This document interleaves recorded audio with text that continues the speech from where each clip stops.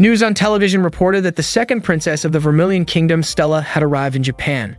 She was accepted into Hagoon Knight Academy in Tokyo with the highest score in history and was even called the most talented and strongest knight. Ikki, who was watching the news, quickly turned off the TV. He thought about how some people believe life was unfair because what someone was born with could decide their future. Talent or no talent was something set from birth, and it felt like unchangeable fate. Those without talent would never defeat those who had it, so in the end, they had no choice but to give up on their dreams. Ikki remembered the words of his great-grandfather Ryuma, who had told him not to be bitter when he realized his own weakness. That advice was proof that Ikki had not given up on his dream. Holding on to those words, Ikki summoned his sword Intetsu. He was a blazer, a special kind of human able to summon weapons formed from their very soul and use supernatural techniques through magic. Blazers recognized by the international organization were given the title of Mage Knight. Ikki's dream was to become one of them. After training with Intetsu, Ikki returned to his room only to find Stella there wearing nothing but light clothing. Shocked, he froze for a moment. Stella, equally surprised, became furious when she saw him. In his panic, Ikki clumsily tried to make things even, which only made the situation worse. Stella, angry and embarrassed, immediately slapped him. Because of that incident, Ikki was summoned by Kurono, the headmistress of Hagoon Academy. She explained that Hagoon had always been the most prestigious knight academy in Japan. Every year in the Seven-Star Festival that decided the strongest knight, Hagoon's representatives had almost always taken the championship. But lately, the academy's results had declined. That was why she had stepped in as headmistress, determined to restore Hagoon's glory. However, she had not expected Ikki to get involved in such an inappropriate misunderstanding. Ikki explained that it was just an accident. Kurono, though skeptical, questioned why he had reacted the way he did. Ikki admitted his behavior had been clumsy, but he tried to take responsibility by apologizing directly to Stella. He promised he would do whatever it took to make up for the mistake. Stella, still upset, initially wanted to spread the story, but after hearing Ikki's promise, she decided to forgive him only if he was willing to face the consequences. She teased him with an impossible demand, but Ikki refused, saying the accident was not worth such a punishment. Stella became more offended when Ikki downplayed the situation, and her anger flared. She called him a lowly commoner and threatened to unleash her power against him. Flames appeared around her as her fury grew. Ikki, frightened, desperately tried to calm her down. Stella accused him of violating her dignity by barging into her room and looking at her in a disrespectful way. Cornered, Ikki blurted out that he had looked at her because he was genuinely captivated by her beauty. Hearing his honest words, Stella was caught off guard. The flames around her fizzled out and she blushed in embarrassment. She wondered how Ikki could casually say such a thing. Ikki, meanwhile, insisted that the room was actually his own. Stella did not believe him until Kurono returned and clarified that from now on, they would be sharing a room. Both Ikki and Stella were shocked. Aki questioned why an A-rank student like Stella had to share a room with him, a Class F student.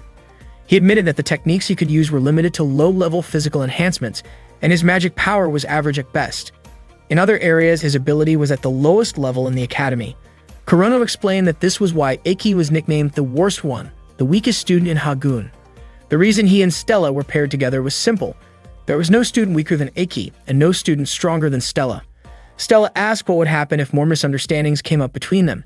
Kurono pointed out that Hagoon had other cases of male and female students sharing rooms, so if they could not accept it, they were free to leave the academy. Stella reluctantly agreed to the arrangement but set 3 strict rules for Ikki. He was not allowed to talk to her, look at her, or even breathe near her. Aki was dumbfounded, especially by the last rule, but Stella explained she did not want him invading her personal space. She even said he could sleep outside the room if necessary, which led to more bickering between the two. To settle things, Kurono reminded them that knights solved conflicts with their swords. She proposed a sparring match where the winner would decide the room's rules. Akai thought it was a fair and reasonable idea, but Stella was certain that a failing student from Class F could never beat her. Eki, however, believed that anything could happen in a match, especially since he had trained tirelessly up to this point. Stella agreed to the duel, but she raised the stakes. The loser would have to serve the winner. Ake protested that it was going too far, and eventually they reached an agreement. Kurono declared that the duel would take place in 1 hour. Stella really could not understand why she had to face Ikki, who claimed he had worked so hard. She remembered how her mother once told her not to train too much, but little Stella had said that her small country needed a powerful magic knight, and she promised to control her strength. Stella was very confident that she could defeat Ikki in the match. As Stella walked toward the arena, the students around her were talking about it. They were surprised that the great Stella was about to fight the one known as the worst one. Kurono herself did not expect Ikki to finally agree to the duel. Ikki's goal was to win the 7-star festival because if he could win it, he would be able to graduate even with poor grades, just as Kurono had once explained to him. Ikki was certain Stella would also join the festival, which meant sooner or later he would have to face her. Kagami, a member of the school's magazine club, even showed up to take photos. When Stella entered the arena, she mentioned that she knew Ikki was not allowed to join sparring classes because his ability was below the minimum standard. She advised him to stop dreaming of becoming a magic knight. Even though Stella's words had some truth to them, Ikki refused to back down from the match. He believed that hard work could surpass talent. Those words reminded Stella of someone she had defeated in the past, someone who claimed that being beaten by a gifted person meant effort did not matter, something Stella strongly disagreed with. The match was about to begin, and Kurono explained that the purpose of training battles was not to hurt opponents but to fight until the other could no longer continue. The devices used were set in training mode. As soon as the battle began, Ikki summoned his sword Intetsu, while Stella brought out her blazing weapon, Leviathan. Both of them charged at each other. Stella explained that the fire from her sword burned at 3,000 degrees Celsius, and if it hit, the risk was life-threatening. She swung her sword toward Ikki, but he quickly dodged. Even Nene, who was watching, was surprised by the intensity of the duel. Throughout the match, Stella kept attacking, but she did not expect Ikki to block her strikes so consistently. She praised his defensive technique. Ikki admitted he was struggling and pointed out that her swordsmanship showed she was not only gifted, but also someone who had worked hard. Stella appreciated his observation but was certain that her techniques could not be read so easily. At that moment, Ikki stopped one of her attacks. Stella was shocked to see that he could mimic her movement after observing it only once. The truth was that nobody had ever trained Ikki, so he had taught himself by carefully analyzing others. By studying deeply, he believed he could understand techniques to their very core and eventually surpass them. That was Ikki's style of swordsmanship. Stella attempted to feint, but Ikki calmly said that her swing was too slow and he easily blocked it. He even recognized that the move was not part of her usual sword style and advised she should not rely on tricks. His counterstrike landed, and for a moment, the students thought the fight was already over. Stella stood back up, however, and this time she poured her magic into her weapon. She explained that she knew Ikki's Intetsu would not be able to hurt her unless she fought him with her sword. Stella admitted that if she fought Ikki using only her swordsmanship, everyone would realize she was not just talented but also trained with dedication. Still, she decided to acknowledge that if she won, it would be because of her magic. With that, she resolved to face Ikki with her full power. Ikki, who had long accepted that he lacked natural talent as a magic knight, refused to step back. Stella then unleashed her full power, Cafeteria Salamandra. Ikki, meanwhile, focused on his own secret technique, always thinking about how the weak could defeat the strong. He called it Itoshura. When Stella launched her strike at him, Ikki suddenly moved with blinding speed, dodging the attack. Stella was stunned by how fast he had become, as if his magic had spiked all at once. In truth, Ikki had poured all of his magic into a single burst, focusing every drop of his energy into 1 minute. That was his original noble art. With that, Ikki's blade reached Stella, knocking her down. His belief was simple. To overcome the strong, the weak had to push themselves beyond human limits. Soon after, Ikki himself collapsed from exhaustion. Kurono then announced that Ikki had won the match. The entire audience was left in shock.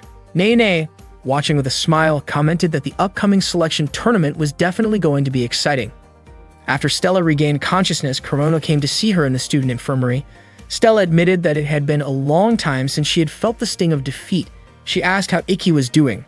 Kurono explained that the technique of releasing all energy within a single minute could only be used once a day, which meant Ikki must have been far more exhausted than Stella. Curious, Stella asked what had actually happened. A student like Ikki should not have been ranked at level F. Kurono explained that rankings were determined only by a blazer's raw ability scores, so skills like swordsmanship or martial arts were not considered in the evaluation. Because of that, the system at the time did not favor Ikki's strengths. Stella was still puzzled about how Ikki could end up repeating a year. Kurono told her that there were many difficulties, or rather, the kind of simple but unfair problems that often showed up. Ikki had faced that unfair system over and over, but he never gave up and continued to train his abilities with conviction. Earlier, Stella had once said that she wanted to study abroad because staying in her home country would not help her grow. Because of that, Kurono suggested that she follow Ikki's example so her time in school would not be wasted. Later, Stella returned to the room and saw Ikki fast asleep. She gently touched his back. It was the first time she had ever touched a boy's back. Suddenly, Ikki shifted in his sleep and his body pressed down on Stella's hand. She carefully tried to pull her hand away, holding herself back from making any noise. As she noticed Ikki's shirt slightly open at the stomach, a brief thought crossed her mind to reach out, but she quickly held herself back. Remembering how Ikki had once seen her in an embarrassing situation, she wanted to even the score, so she lightly placed her hand on his stomach. The moment she touched him, Stella felt a strong surge of energy flowing from him. Surprised, she muttered to herself why she had even done that in the first place. To her shock, Ikki suddenly woke up and asked what she was doing. Startled, Stella screamed in embarrassment. After that, Stella sincerely apologized to Ikki. She admitted that she had judged him too quickly, and that if she had tried to understand him beforehand, she probably would not have lost the way she did. She openly acknowledged her defeat. Ikki then asked if Stella was now ready to fulfill their agreement, since the loser had to follow the winner's orders. Stella had no choice because she did not want to break her word. With frustration, she said that she would follow any order from Ikki. Ikki, amused by her expression, laughed. To Stella's surprise, Ikki's order was nothing more than asking her to become his roommate because he wanted to be closer to her. Stella's face turned bright red when she heard such a straightforward request. Ikki told her he would cancel the arrangement if she was uncomfortable with it, but Stella quickly stopped him. She said she would go along with it, insisting that she was only carrying out his order. Still flustered, Stella asked Ikki to call her by her real name. From that moment, the two of them agreed to be good friends. Shizuku was Ikki's younger sister. One day, she realized that even in their peaceful world, there was still a cruel fate. Ikki, the brother she loved so much, suffered because of it. No one in their family cared about him. One morning, Ikki and Stella were out jogging together. For Ikki, running 20 kilometers every morning was just part of his routine. He told Stella not to push herself too hard, but Stella said she was fine with it. Ikki reminded her that her magical powers were already more than enough to make up for her stamina, but Stella insisted that she could keep up. Ikki pointed out that she just didn't like losing. Ikki offered her a drink from his bottle, but Stella hesitated, feeling a little embarrassed. Ikki quickly apologized, thinking she didn't want to drink from his bottle. But to his surprise, Stella snatched it and drank anyway. Seeing that, Ikki looked genuinely happy. That same day, his little sister Shizuku would be starting at the academy. They hadn't seen each other in 4 years. Stella wondered if Shizuku was actually his stepsister, but Ikki explained that they were true siblings by blood. Stella felt relieved when she heard that. Later, Yuri, who was Ikki and Stella's homeroom teacher, introduced herself to the class. She explained the selection process for the upcoming Seven Stars Festival. Stella noticed Yuri's voice sounded weak, but Ikki reassured her that even though Yuri seemed frail, she was a good teacher. The principal had announced during the opening ceremony that unlike in the past when representatives were chosen based on grades, this year, the selection would be through a tournament. The top 6 students would qualify as representatives. The rules were simple and fair. The tournament would begin the following week, and schedules as well as opponents would be sent to students by email through their ID cards. Stella asked how many matches they need to fight. Yuri said each student would have about 10 matches, which meant 1 match every 3 days. Ikki thought that would give him enough time to use his ability, Itershura. Yuri also explained that anyone who didn't want to participate could withdraw since it wouldn't affect their grades. She encouraged the class, raising her voice in cheer, but suddenly collapsed and coughed up blood. Ikki and Stella immediately rushed her to the student infirmary. Yuri revealed that she had been coughing up nearly a liter of blood every day. Ikki gently told her not to push herself so hard, but Yuri insisted that the day was special and she didn't want to look weak. Ikki confided to Stella that the only reason he was admitted into the academy was because Yuri had given him the chance. Yuri, however, said it was because of Ikki's own strength. She smiled and mentioned that last year had been especially tough for him. When Stella and Ikki left the infirmary, Stella asked what Yuri had meant. Ikki explained that Yuri was talking about how he wasn't allowed to join regular classes before. In the past, there had been no minimum requirements, but things had changed since then. Just then, the girl ran up and hugged Ikki. Stella was shocked and scolded him, but Ikki insisted he didn't know her. The girl introduced herself as Kagami, one of Ikki's juniors, and said she was a huge fan of his. Stella was clearly annoyed.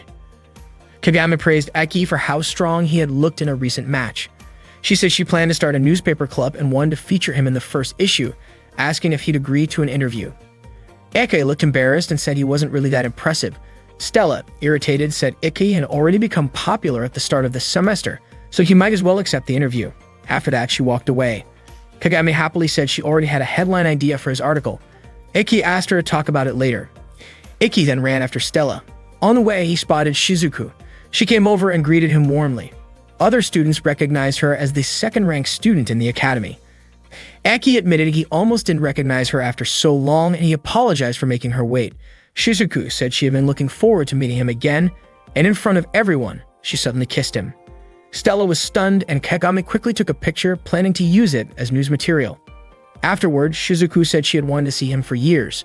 Stella, visibly upset, demanded to know what Ikki was doing, but Ikki was at a loss for words.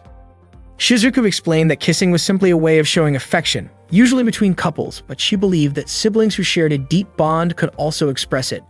She added that in some countries, a kiss was considered no different from a greeting. Stella shouted in frustration that in her country, siblings would never do such a thing. Kagami chimed in, saying that in some other countries, it actually was normal. Ignoring the argument, Shizuku explained that she just missed Ikki deeply after 4 years apart. Ikki, however, reminded her not to say things that could be misunderstood. Shizuku leaned in as if to kiss him again, but Stella quickly pulled him back. She was confused as to why Ikki wasn't stopping her himself. Shizuku then asked why Princess Stella was interfering with a private moment between siblings. Stella and Shizuku kept arguing about the matter until Shizuku finally asked what kind of relationship Stella had with Ikki. Stella claimed that Ikki was her master, and that she was his servant. The students around them were shocked to hear that, while Kagami became overly excited about the scandal that would surely make it into her school newspaper. Shigen already had a catchy headline prepared for the story. Ikki immediately denied Stella's claim, but Stella insisted. She explained that after Ikki won their sparring match, he gave her an order like sharing the same bed with him. Hearing that, Shizuku turned to Ikki and asked if it was true. Ikki didn't deny it, since he and Stella really did sleep in the same bunk bed. Shizuku then declared that she would free Ikki and summoned her weapon, Yoi Shiger. Ikki tried to stop her, but Shizuku calmly said that she was confident she could defeat Stella since her element was water, while Stella's was fire. Ikki reminded her not to use a device in that place, but before he could say more, Stella accepted the challenge and activated her weapon, Leviatine. Ikki was frustrated that Stella was going along with it, but Stella fired back, mocking Shizuku's device as being too simple, just like her chest. Shizuku refused to back down and retorted that Stella's chest and her weapon were both flashy but lacked substance. The two of them exchanged insults until they finally launched attacks at each other. Because of this reckless behavior, they were punished by being forced to clean the school toilets. Normally, using a device either inside or outside the school was strictly prohibited unless permission was granted. Kurono explained that under normal circumstances they should have been suspended, but since it was only the first day, they would instead be punished with 1 week of clean toilets. Both Stella and Shizuku promised not to repeat their mistake.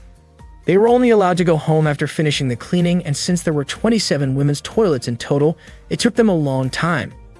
Even while scrubbing, the two of them continued trading snide remarks. Shizuku told Stella to stay away from Ikki, but Stella flatly refused. She said it was impossible for her to stay away from Ikki since they shared a room. Shizuku insisted that Ikki would always belong to her, no matter what Stella tried to do. Stella countered by bringing up the fact that Shizuku had kissed Ikki on the lips. Shizuku defended herself, saying that there were things only siblings could truly understand, and that Stella would never be able to feel what Ikki felt. She explained that Stella could never understand Ikki's pain of being treated like he did not exist.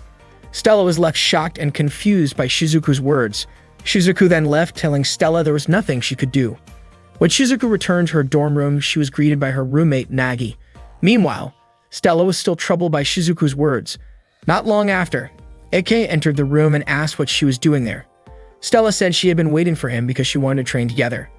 Ikki assumed Stella was too tired to practice, but Stella handed him a bottle of water that he had left behind. Then Stella suddenly asked Ikki if he had really been treated as if he did not exist. Ikki was startled by the question and accidentally spat out the water he was drinking. He guessed Shizuku must have told her and admitted that he had wanted to share that story with Stella anyway. Ikki explained that he once looked up to someone named Ryuma, his great-grandfather, who was a national hero that led Japan and won a past war. The Kurogen family produced talented blazers in every generation, but not him. Because of this, his family treated him like he was nothing. He was never even invited to family gatherings. One New Year's Day, Ikki could no longer take it and left the house. The weather turned bad, and he became lost. For a moment, he was ready to give up on life, but then he realized how pathetic it would be to end like that. At that moment, Ryuma appeared before him. Ryuma understood Ikki's pain and told him to hold on to his frustration, because it was proof that he hadn't given up on his dreams. He reminded Ikki not to become the kind of man who gave up just because life was unfair. Ryuma said that humans were beings without wings, but they could still reach the moon. Those words truly saved Ikki. From then on, Ikki resolved to be like Ryuma.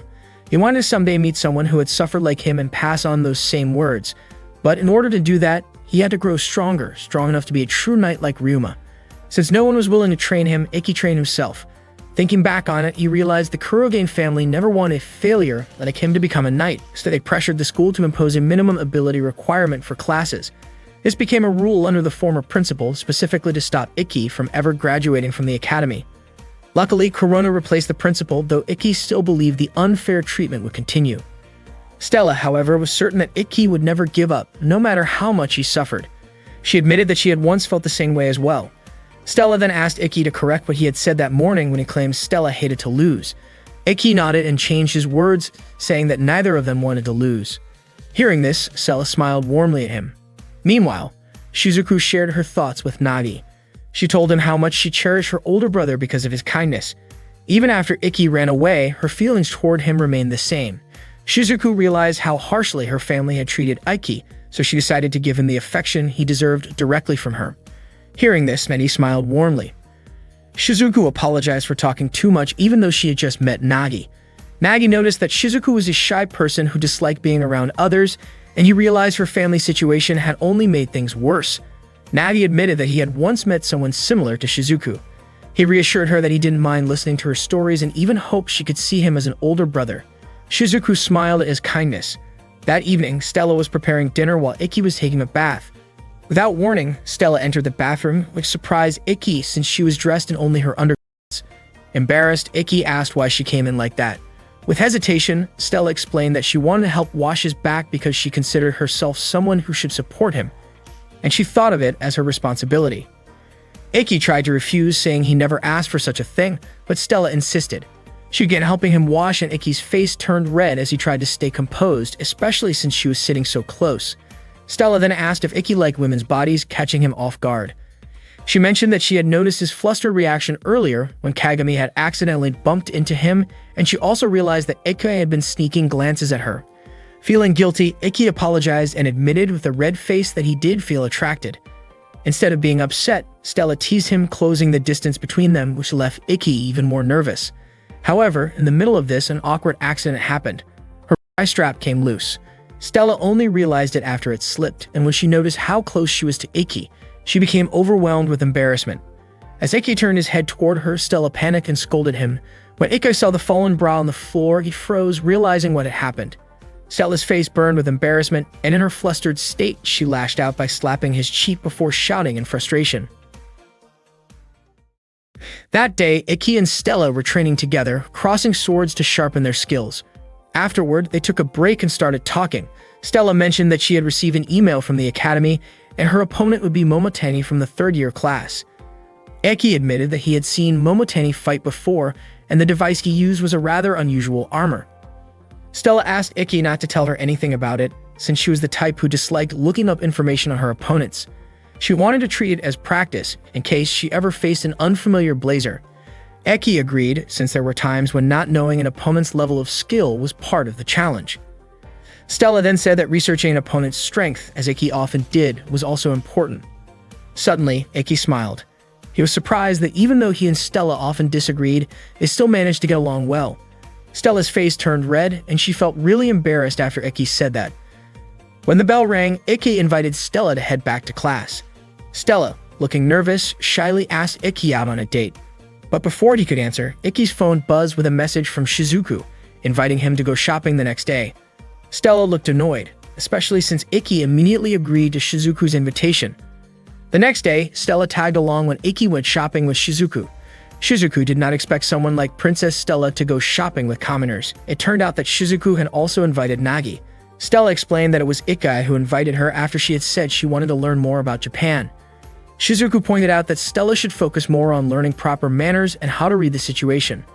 Not wanting to lose, Stella countered that she did come along after reading the situation, since she would not let Ikki go off with his flirty little sister. Nagi then introduced himself as Shizuku's roommate, saying that Shizuku had asked him to keep her company while shopping. Ikki found Nagi's appearance surprising.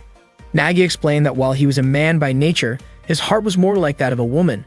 As Ikki and Nagi talked, Stella and Shizuku kept watching them. They seemed worried that Nagi and Ikki might get too close. Nagi even thought about teasing Ikki a little, but Shizuku quickly pointed her sword at him, putting a stop to it. That day, the group took a train and headed to the shopping district. Stella was happy to be there. At one point, Iki asked if Shizuku's outfit looked a bit too flashy. Shizuku admitted that it was Nagi who had dressed her up. When Stella saw Iki and Shizuku holding hands, she scolded them. Shizuku was confused, saying that it was nothing more than sibling contact. She reminded Stella that she and Iki used to walk holding hands all the time when they were younger. Stella secretly wished she could hold Iki's hand too, but Shizuku teased her, saying that if someone held hands with the opposite sex who was not family, it looked like she had special feelings for him. Stella's face turned bright red and she quickly denied it, saying she was only Iki's servant. Shizuku told her that she did not need to hold Iki's hand anyway, and then invited Iki to go eat with her. Stella grew furious, calling Iki both clueless and a siskan. Meanwhile, in the mall's security control room, guards were about to change shifts when something suspicious happened. At the same time, Iki and the others were eating ice cream at a cafe that Nagi had recommended. Stella was surprised that Nagi knew so much about good spots. Shizuku explained that Nagi was very knowledgeable about fashionable clothes and good food. Aki wiped some cream off Shizuku's face so her nice outfit would not get stained, and he tasted it without thinking much. Shizuku's face turned red and she was left speechless. Nagi realized that while Shizuku could act bold, her defenses were surprisingly weak. Shizuku admitted she had been caught off guard because Iki did it so suddenly.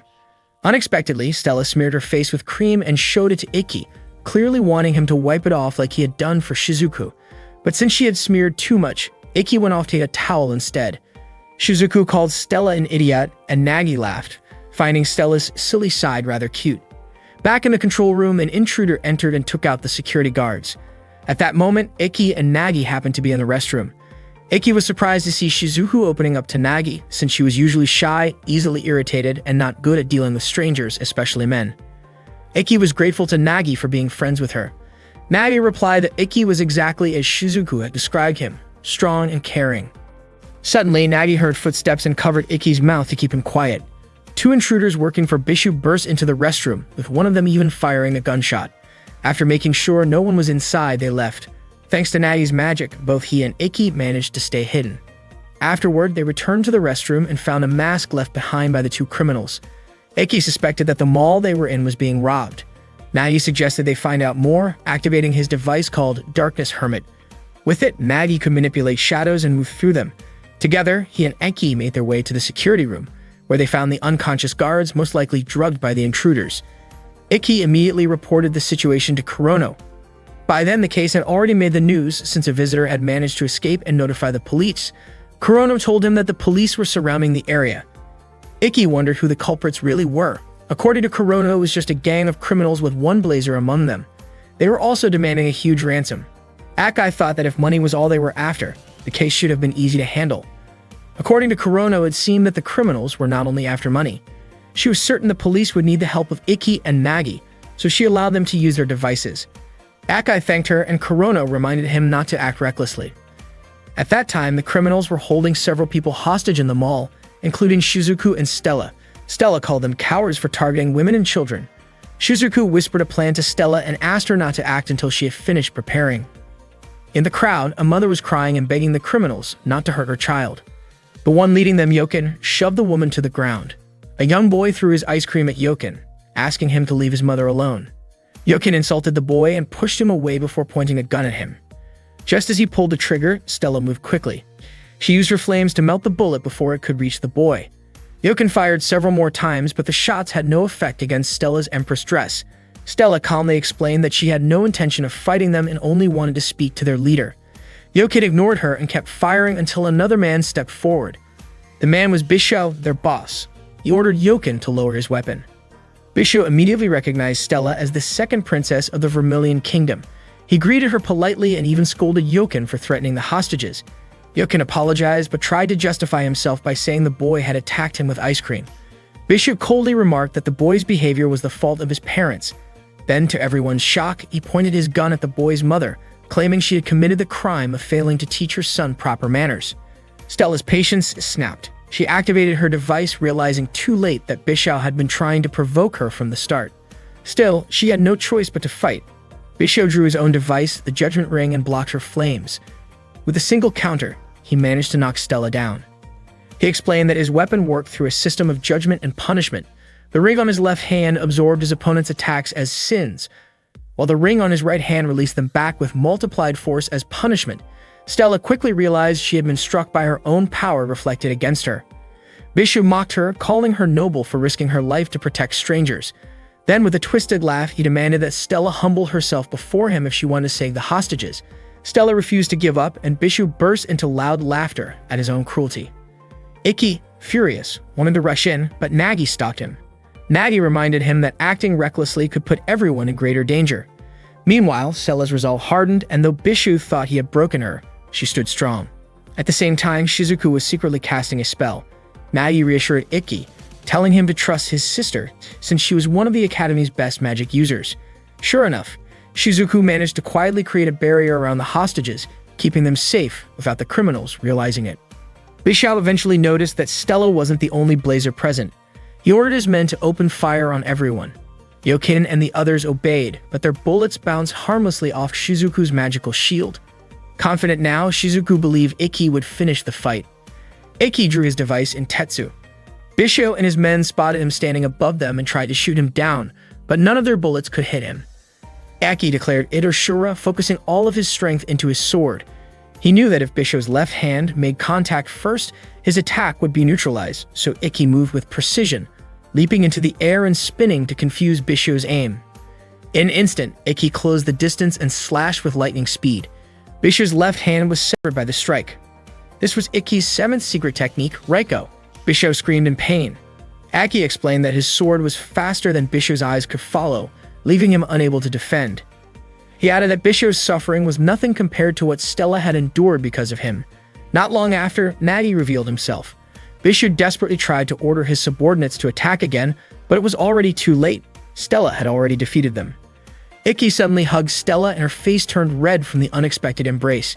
He quickly apologized, and not long after, Shizuku arrived, bringing Stella a change of clothes. She was surprised that Stella had charged forward without a plan, but she admitted that Stella's actions were still something to be praised. Stella, in turn, complimented Shizuku for protecting everyone. Just then, Ikki's strength weakened and the others grew worried. He explained that it was the side effect of Itoshura. Out of nowhere, a woman who had been hiding among the crowd of hostages revealed herself as one of Bishu's subordinates and took control of the situation. She demanded that they release Bishu. Before anyone could act, a sudden attack knocked the woman down. Stella couldn't understand where the strike had come from. A man appeared, saying he hadn't intended to steal someone else's moment of effort. Nagi was confused because he hadn't sensed this man's presence at all.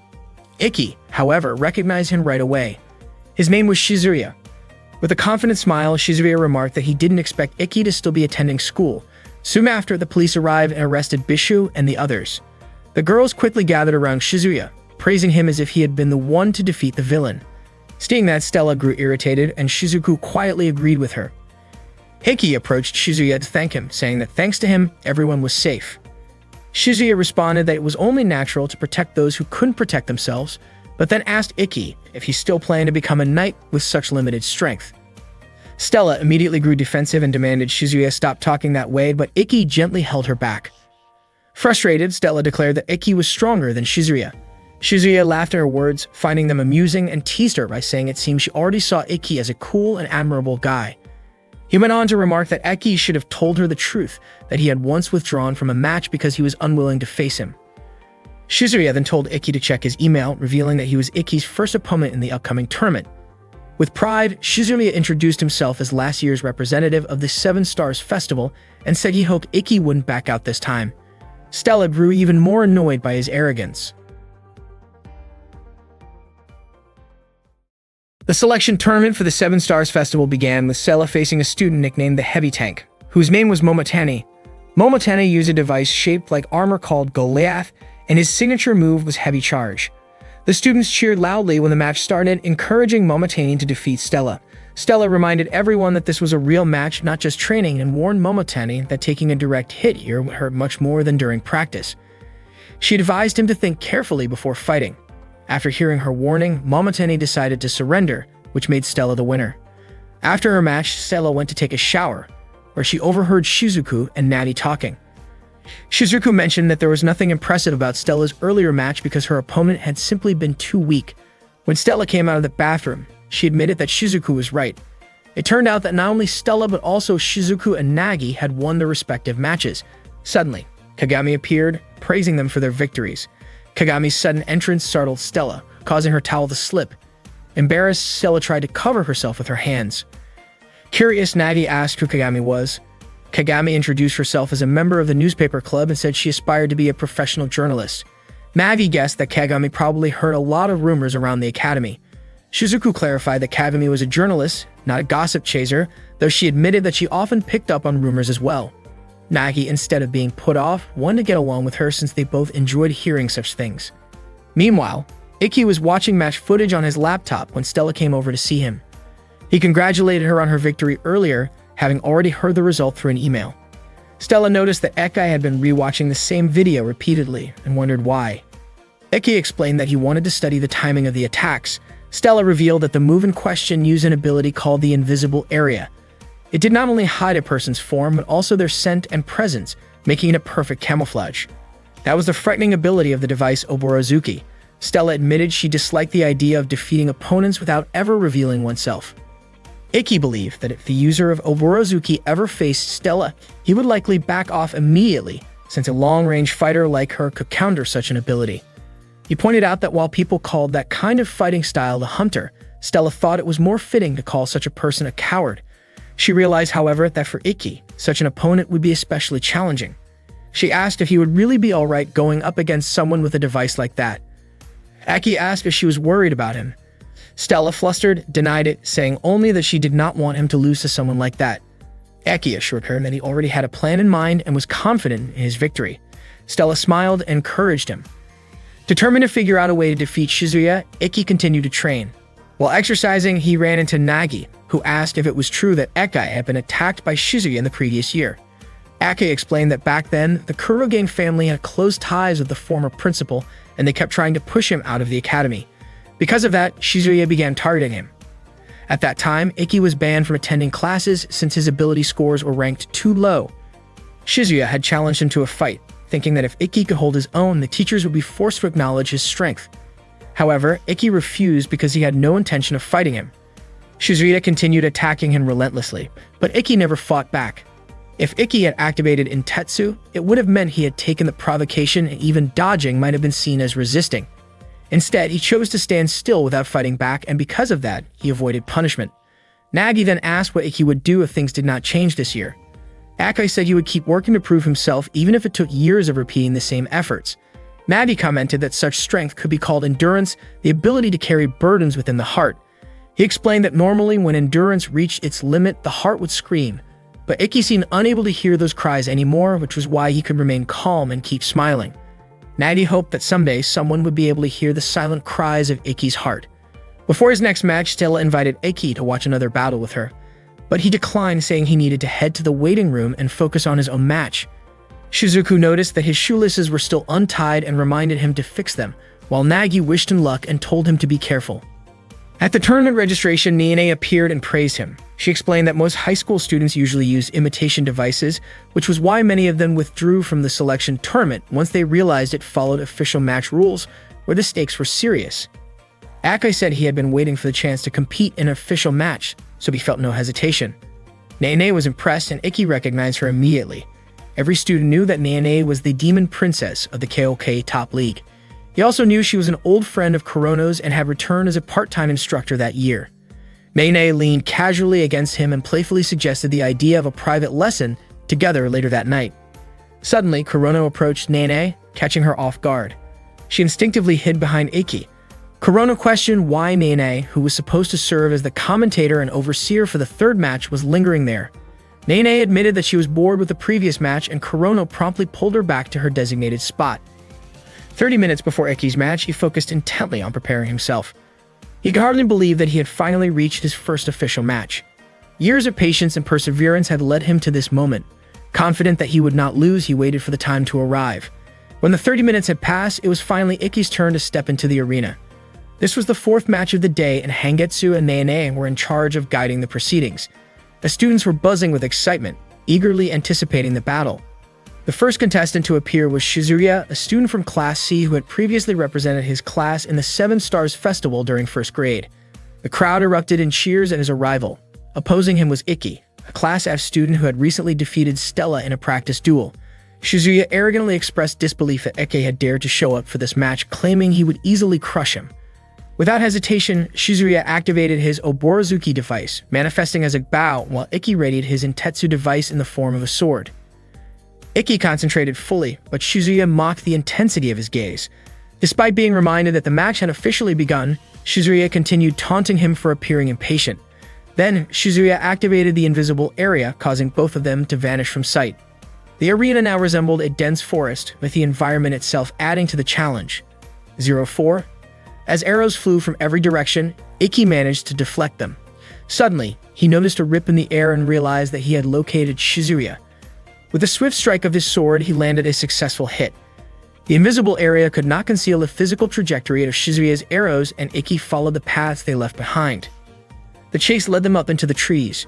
Shizuya could not believe that Ikki was serious about defeating him, while Ikki remained determined to prevail. Shizuya laughed at Ikki's resolve. Ikki prepared to accept Shizuya's attacks, confident he could block them. Shizuya then disappeared and began launching invisible strikes. Ikki could not avoid these attacks initially and wondered how Shizuya was able to execute them. Shizuya explained that he did not rely on cowardly shortcuts. This year, the invisible area could fully conceal the arrows until they struck the target. One arrow hit Ikki, causing him to stumble.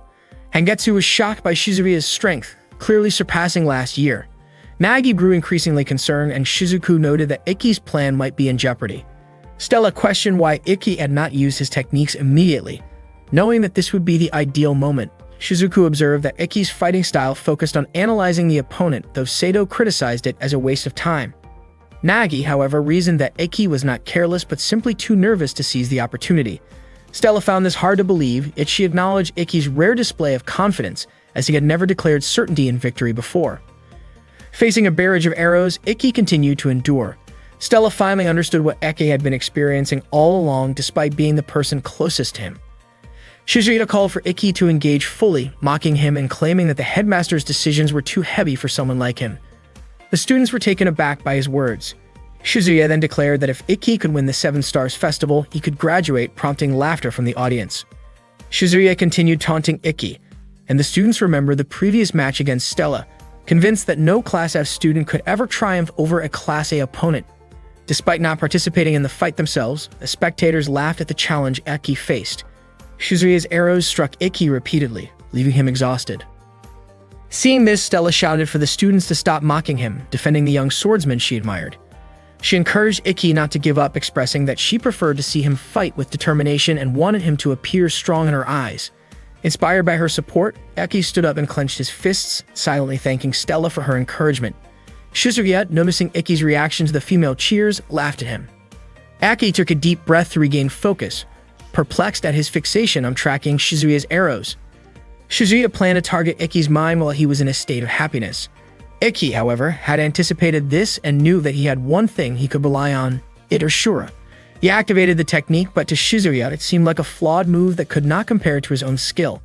Ikki's ability allowed him to observe an opponent's techniques and attacks in detail, paying attention to angles, words, and even the tone of voice when Shizuya released an arrow. By doing this, Ikki managed to anticipate Shizuya's arrow attack, leaving Shizuya genuinely surprised. Ikki had expected that Shizuya would change his target, and the sudden shift caused Shizuya to panic, thinking that Ikki could see him. While Ikki could not perceive Shizuya's physical form or shadow directly, he could infer his movements by analyzing Shizuya's attack style, the depth of his strikes, his emotions, and his tone of voice. Following these cues, Ikki could track Shizuya and ensure that he would not escape. Nene laughed at the scene, while Hangetsu asked how Ikki was able to track Shizuya so accurately. Nene explained that Ikki possessed the ability called Blade Steel, which allowed him to understand how an opponent's techniques worked. At that moment, Ikki was essentially reading Shizuya's strategy. The technique he used was called Perfect Vision. Ikki unleashed the full extent of his power against Shizuya, moving with unstoppable momentum. Even when Shizuya unleashed his Million Rain attack, Ikki continued to advance steadily. Shizuya grew increasingly fearful, to the point of pleading with Ikki not to harm him. Ikki's sword strike landed just inches from Shizuya's face, and he admitted that he might need to train more since his strike had missed by only a millimeter. Shizuya then collapsed, unable to continue the match, and Ikki was declared the winner. Hangetsu announced that Eke had officially won his first match, prompting cheers from the audience. Eke glanced at Stella before suddenly fainting. Hangetsu immediately instructed the medical team to take Ikki to the student infirmary. Nene had already suspected that the selection process at that stage could not be overlooked. That night, Ikki woke up to find Stella sleeping nearby. At the same time, Shizuku stood quietly by the door of the infirmary. Nagi asked why she did not come inside. Shizuku remained silent and immediately embraced Nagi. Nagi admitted that he liked Shizuku's personality. Soon after, Stella woke up and felt embarrassed, lightly hitting Ikki because he had seen her sleeping while drooling. Ikki apologized for causing her concern. He confessed that he also had feelings for Stella and felt grateful to have met her. Stella became flustered, realizing that while she admired Ikki, her admiration was more for his courage and determination rather than romantic feelings. Ikki understood this, yet admitted that he had wanted to express his feelings. Stella called him straightforward, noting that only Ikki could be so honest. She asked him to close his eyes and then gently kissed his cheek. Stella reassured him not to misunderstand her actions, explaining that she had genuinely wanted to do it. She admitted that her feelings in that moment matched Ikki's, and he hugged her tightly. Stella smiled brightly and told him that this moment was meant to be the only time it would happen. Ikki confessed that being with Stella made him feel stronger and more determined. He invited her to aim for the pinnacle of their skills together, which meant that in the final match he would face Stella. Stella felt confident that this time she would be the one to win.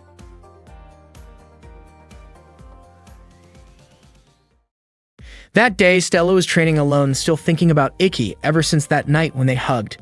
Since then, they had become a couple, but Stella found it puzzling that for the past 2 weeks, Ikki had been acting completely normal toward her. Ikki had just won the selection tournament again, marking his 5th consecutive victory. His friends no longer called him the worst one and had started to see him as a skilled swordsman. Kagami even approached him, asking if he could practice sword techniques with her. Stella watched the interaction with a visibly annoyed expression. Ikki didn't mind helping Kagami and the others, which made them all very happy. Kagami began taking notes for her next front-page article about the warm guidance she received from Ikki. Ikki wondered why their training sessions seemed to shift in focus, but Kagami said it was fine and decided to start her practice the following day. Stella appeared frustrated, noticing how the male students looked envious of Ikki being surrounded by girls. Before long, Yuri arrived to begin their class, but unexpectedly, she collapsed and became unconscious, causing panic among the students. Later in the room, Stella questioned why Ikki was so brave. She was concerned because Kagami and her friends were skilled fighters, so training them could turn them into challenging opponents for Ikki. However, Ikki hoped for that outcome, believing that if it happened, it would show Kagami and the others were truly deserving of training. Besides, if they faced difficult situations, Ikki's advice might help them. He simply wanted to do whatever he could. Stella realized just how kind-hearted Ikki really was. Ikki admitted it, and Stella, feeling shy, reminded him that they had been dating for 2 weeks and maybe it was time to do the usual couple activities. Unfortunately, Ikki didn't hear her because he had already fallen into a deep sleep, leaving Stella feeling quite frustrated. The next day, Ikki began training Kagami and her friends. He asked them to stand on one leg. Kagami asked about the purpose of the exercise. Ikki explained that it was meant to help them learn to use their inner muscles and understand the importance of balance, especially in combat where one often relies on a single leg. He also mentioned that in Chinese martial arts, putting weight on both legs equally is considered a mistake called double pressure stance. Kagami took detailed notes, learning new information from Ikki. Suddenly, a few male students approached. They were annoyed by Ikki's confident attitude and the fact that he was surrounded by girls. They activated their devices without Ikki realizing who they were. Kagami asked what they intended to do. They wanted to teach Ikki a lesson and tried to surround him, but Ikki skillfully handled the situation quickly and efficiently, neutralizing the threat. One student, scared, attempted to use a device, but Ikki easily stopped it. He approached the student, who became so frightened that a simple tap from Ikki caused him to kneel. Ikki reminded everyone that using devices on school grounds without permission was forbidden. Unexpectedly, the students apologized to Ikki.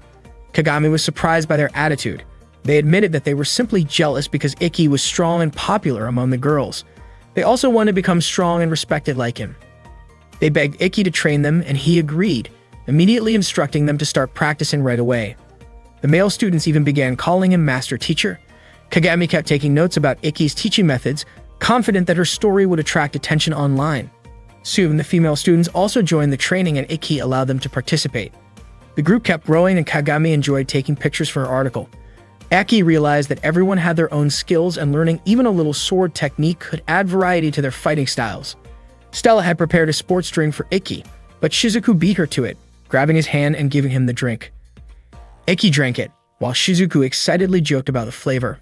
Both Stella and Ikki were startled, but it turned out Shizuku was just teasing. She asked why Stella brought 2 bottles, and Stella admitted she was very thirsty and wanted both. Unexpectedly, Stella drank them herself before Ikki could stop her. Shizuku decided to join Ikki's training. Even though she had a trainer at home, she claimed she wouldn't want to train under someone who had previously rejected Ikki. Ake permitted her to join. Stella didn't want to be left out and tried to join as well, but Ikki didn't immediately allow it. Frustrated, Stella ran off, upset that Ikki wasn't being sensitive to her feelings. On her way, she ran into Nagi, who had a dating game called Shiritsu Prince Kakuan, which Stella borrowed out of curiosity. She played it in her room, enjoying the romantic interactions and imagining moments like holding hands, sharing a kiss, and hugging. Suddenly, Ikki appeared, startling Stella. He told her that tomorrow's training session would be held at the swimming pool and invited her to join.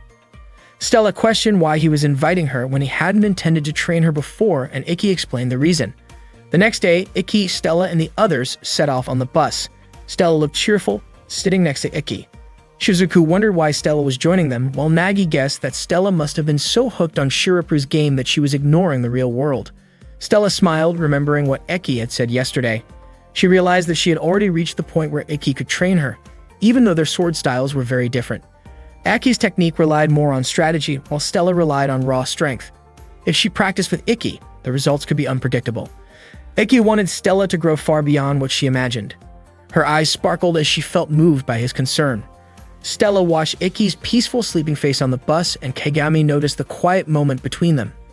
When they arrived at the swimming pool, the students changed into their swimsuits, looking impressive in their new attire. It was Stella's first time seeing a swimming pool in Japan. Shizuku teased her, joking that a foreign princess had never experienced the outside world. Stella explained that in her palace, pools of that size were usually only for bathing. The two of them always seemed to bicker, no matter where they were. The boys watched with admiration, feeling lucky to follow in the footsteps of their great teacher. Ikki instructed them to relax their bodies and float in the water. This exercise was meant to train their lung capacity. Kagami continued taking notes on everything Ikki said. While in the water, they would become more in tune with themselves. Ikki asked them to focus on their bodies and listen to the inner voice within. Stella seemed slightly bored because Ikki wasn't spending much time with her, even though she had gone through the trouble of picking out her swimsuit. At one point, she accidentally dropped the ball, which hit another girl. Stella apologized, but the girl barely paid attention. Stella dove into the pool, following Ikki's instructions, trying to listen to her heart to determine which sense was her strongest. She was confident that Ikki's Ito Shura technique would sharpen that sense to its limit. As she focused underwater, she was startled when Kagami asked about her relationship with Ikki. Stella choked and quickly surfaced. Kagami immediately apologized, and Stella asked what she meant by that question. Stella tried to brush off the topic, thinking it impossible for a princess to date a commoner. Kagami then asked if that meant she could pursue a relationship with Ikki herself, even jokingly suggesting she would confess to him. Hearing this, Stella quickly stopped her, accidentally admitting that Ikki was her boyfriend. Kagami promised not to tell anyone, reasoning that as a journalist, she also wanted her friendships to remain smooth. Stella felt relieved, but Kagami pressed on, asking how far her relationship with Ikki had progressed. Stella's face turned red at the question. Kagami curiously wondered if they had done anything intimate, but Stella firmly denied it. Kagami speculated whether they had at least kissed, and Stella bashfully admitted that they had not.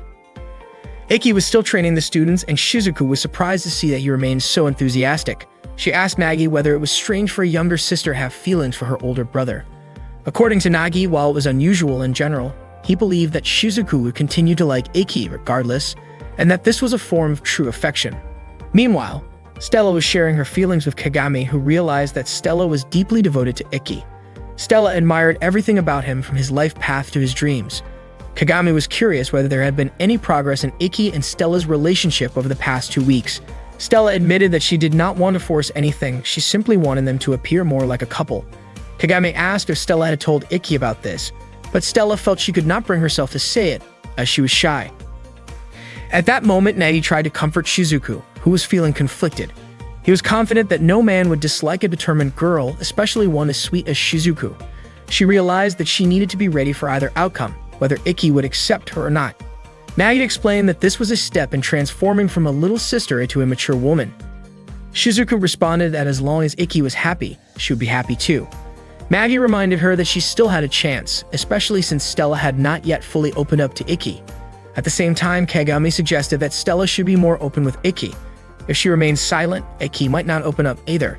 Stella was worried that being too forward might make Ikki dislike her, fearing she would seem inappropriate. Kagami reassured her that Ikki would not dislike her, explaining that 2 weeks was a long time and men often acted slowly. If Stella kept quiet, he might eventually drift away. Stella did not want that to happen. Kagami promised to help them get closer and mentioned that she had noticed Ikki glancing at Stella's swimsuit. Stella felt a surge of excitement, but immediately became nervous when Kagami left to call Ikki. Before long, Ikki approached Stella. He mentioned that Kagami had told him she wanted to discuss something important. Stella asked what he thought of her swimsuit. Akai said it suited her well, but Stella felt a bit down since he had not looked directly at her. She remembered Kagami's advice not to remain silent. Suddenly, Ikki asked if they were sure about continuing their relationship as it was. He also noted that in the past 2 weeks they had not really seemed like a couple. Stella feared that he might leave her, but Ikki explained that he simply wanted to discuss the future of their relationship. Overwhelmed, Stella began to cry, expressing that she felt their relationship was impossible. She also complained about how they had never held hands and noticed that Shizuku or even Kagami at times seemed more attentive. Ikki was confused by what Stella was saying. She guessed that he might want to break up with her. Ikki apologized if his behavior had made her dislike him. Stella asked if it was not Ikki who disliked her, but he was puzzled by why she would think that. He turned it around, suggesting that she was the one upset with him. Though Stella denied this and affirmed her feelings for him, Ikki admitted that he liked her even more. Stella was frustrated by Ikki's indifferent reaction to her swimsuit and his lack of attention when she went silent. Ikki explained that he did not want to focus on her swimsuit because he did not want her to think he was being inappropriate. It turned out that both of them were concerned about being misunderstood, so they avoided behaviors that couples might usually share. They did not even understand why they had argued in the first place. Ikki had asked Stella to express what she wanted to do at that moment. To their surprise, they both wanted to kiss. Facing each other, Ikki gently kissed Stella on the lips. Stella asked if he disliked girls who took the initiative to kiss, but Ikki assured her that no man would dislike a confident girl. Stella confessed that she did not like guys who initiated kisses, except for Ikki. Afterward, they shared a tender moment together. On the bus, Stella and Ikki held hands. Suddenly, they received an email notification that their next matches were scheduled. Ikki would face Renren, while Stella would face Ikazuchi. Surprisingly, their opponents were members of the student council. That day, the match took place with Ikki facing off against one of the student council officers, Renren. Renren had accumulated incredible speed and kept accelerating without stopping, her noble art, known as Runner High. Her speed even exceeded the speed of light. Renren asked Ikki if he was surprised by her power, and Ikki admitted that he was not. He understood why Renren had become a student council officer, as her movements were nearly impossible to follow with the naked eye. Meanwhile, during his match against Stella, Ikazuchi spun his Zanbato. His ability increased the mass of the blade as it spun, making his weapon heavier with each turn.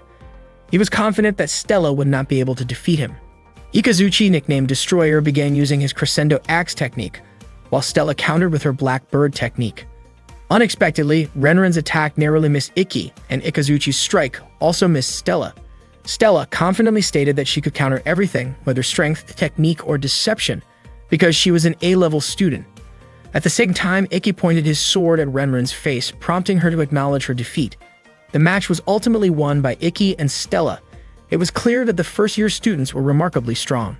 The match had been skillfully overseen by Mikazuki and Hangetsu, who proved to be excellent commentators. Unexpectedly, a girl who had met Stella at the swimming pool was also watching the match. After the match, Shizuku congratulated Ikki, who felt a sharp pain in his wrist. Shizuku immediately held his hand and offered to stay close to help take care of him. Stella grew a little annoyed by Shizuku's attention toward Ikki and suggested that he should tell his younger sister to give him some space. Shizuku was confident that Ikki would never scold her because he cared so much for her, and Ikki silently confirmed this. Shizuku told Stella not to interfere as it was none of her business. Stella admitted that she did have a connection to Ikki, but hesitated to explain further. Suddenly, Navi asked how long Ikki would allow a certain person to follow him. Ikki realized that someone had been tailing him, a girl hiding behind a tree. Neither Shizuku nor Stella had noticed the stalker, and Stella even suggested that this person might have been the one who placed a razor in the mail. Nagi mentioned that the girl had been following Ikki for a week, and it seemed it was time for him to address the situation. Ikki called out to the girl to ask what she wanted. Surprised, she stepped out from her hiding spot. Stella felt that the girl's face looked familiar. The girl, nervous and stammering, asked them not to misunderstand her and accidentally stumbled into a small pond. They took her to the student infirmary. She introduced herself as Ayatsuji Ayase, a third-year student. She spoke haltingly, embarrassed to meet a boy's gaze. Upon hearing her name, Iki asked if she was related to Ayatsuji Kaido. Ayase confirmed that Kaido was her father. Aki had already suspected this from the bamboo sword mark on Ayase's hand. Stella asked if Nagi knew who Kaido was, but Nagi did not. Shizuku explained that Kaido was a talented swordsman, nicknamed the Last Samurai, who had won many prestigious championships, including the Tenryu Gozen, Tozei Toitsu Tournament, Musashi Cup, and Juven Tournament. Kaido was highly skilled but not widely recognized because he was not part of a formal organization. When Iki was a child, he had studied swordsmanship by watching recordings of Kaido's matches and had been thrilled to meet Kaido's daughter. Aki asked why Kaido's name rarely appeared in the media. Ayase explained that her father was recovering from an accident during a match. She was delighted to hear that someone as strong as Iki admired her father. Shizuku asked why Ayase had been following Iki. At first, she suspected it might be for improper reasons, which caused Stella to react emotionally. Ayase quickly denied this, explaining that she had only wanted advice from Iki. She had been training in the Ayatsuji sword style on her own and hadn't been making progress because she didn't know how to communicate properly with a boy. That was why she had been following Iki. Iki was surprised that she had spent a whole week thinking about how to approach him. Ayase apologized to Iki, who smiled and invited her to practice swordsmanship together. During their practice, Iki noted that Ayase's stances were solid. She had not forgotten the basic movements, but her motions remained varied and at a high level. When one of her strikes came close to Iki's neck, he asked her to stop. Iki then asked if she meant that she hadn't progressed because she could not match Kaido. Ayase admitted this. No matter how fast she moved, she could not reach Kaido's speed, even though she had learned his movements perfectly. Aki explained that trying to imitate Kaido had actually hindered her growth since their bodies and muscle structures were different. The higher the level of the person Ayase tried to imitate, the more obvious the differences became. Ayase noticed this and praised Iki for his skills. Akana had a method to correct Ayase's movements, but he advised that if Ayase was proud of using a sword technique identical to Kaido's, it was better not to force any changes, because once a sword style was altered, it was almost impossible to return to its original form. Ayase earnestly asked Iki to train her to become stronger, and Iki agreed. He instructed Ayase to take a stance. To guide her posture, he adjusted her leg positions. Ayase was surprised, and her face turned red at the contact. Stella could not help but be surprised by Iki's actions. Iki explained that he was only making minor adjustments by moving her feet a few millimeters and told Ayase to focus on feeling the difference while remembering the corrected positions. Iki also explained that women generally had more flexible joints than men, especially around the hips, which allowed for faster and wider lateral movements. Ayase felt embarrassed because of the attention to her posture, but she appreciated the guidance. Stella and Shizuku looked on, astonished at Ayase's reaction. Once Ayase adjusted her stance, it felt tighter and more stable. Even a small change in her stance made a noticeable difference. Ayase immediately managed to direct her sword toward Iki's neck with ease. Stella and Shizuku acknowledged the improvement. Ayase had shifted the center of her movements from her arms to her lower body. She was thrilled as she had struggled with this for a long time and Iki had made it seem easy. Ayase admired Iki's mastery of sword techniques, while Stella appeared slightly jealous of their closeness. After the training session, Iki apologized for the unexpected contact, but Ayase felt reassured, noting that his strong hands reminded her of her father's. Iki was surprised that his hands had been complimented. Ayase expressed admiration for Iki's dedication, clarifying that her feelings were purely respect and not anything else. Stella asked Shizuku if she felt jealous seeing Iki guide Ayase so closely. Shizuku considered Iki's actions as purely instructional and supportive, not flirtatious. She believed that as long as it made Iki happy and the person was trustworthy, she would approve. However, Shizuku felt there would be no one like her in that regard. Stella was surprised by Shizuku's maturity despite her small stature. Shizuku, in turn, teased Stella for being physically developed but still somewhat childish. Meanwhile, Ayase asked Iki to continue her training the next day, confident that she could grow stronger under his guidance. She was determined to pass the selection for the 7-Star Festival tournament. That night before going to bed, Stella asked Iki how it felt to guide Ayase's posture so closely. Aki admitted he could not easily explain it. Stella reached out her hand and Iki took it, reassuring her that he was only helping with training. Stella admitted she was worried about misunderstandings, but Iki emphasized that his feelings were only for her. The next day, Ayase practiced sword techniques with Stella. who admitted that Ayase's movements were impressively fast.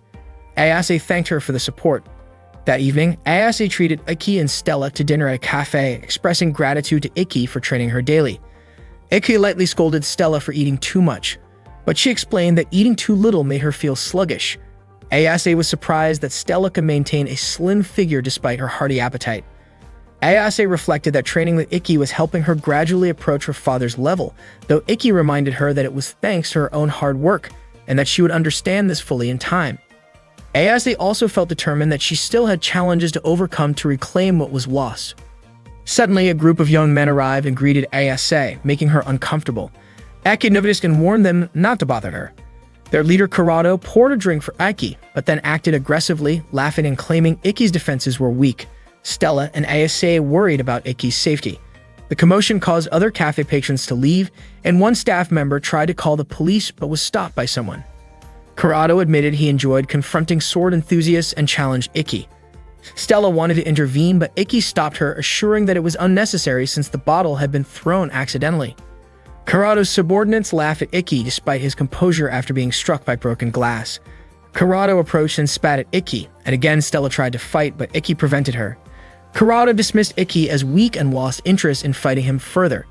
After Kurado and his friends left, Stella wondered why Iki had allowed Kurado to behave that way. She also realized that Iki had intentionally not dodged the bottle swing.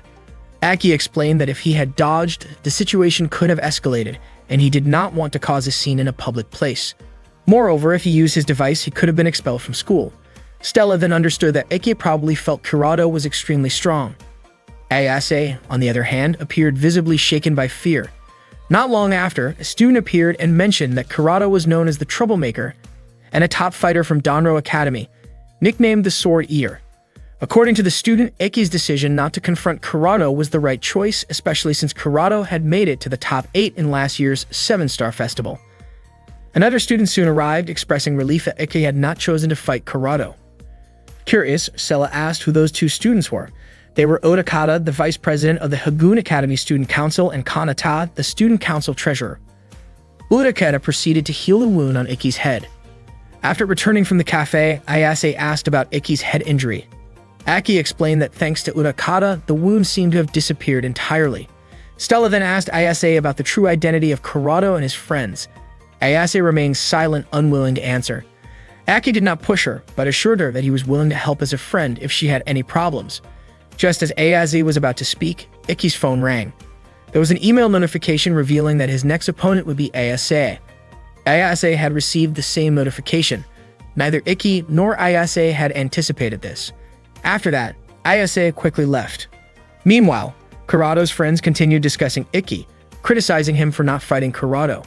However, they ultimately agreed that it was a wise decision to avoid a battle with someone as strong as Kurado. The next day, the students practiced swordsmanship with Iki as usual, but Ayase never showed up.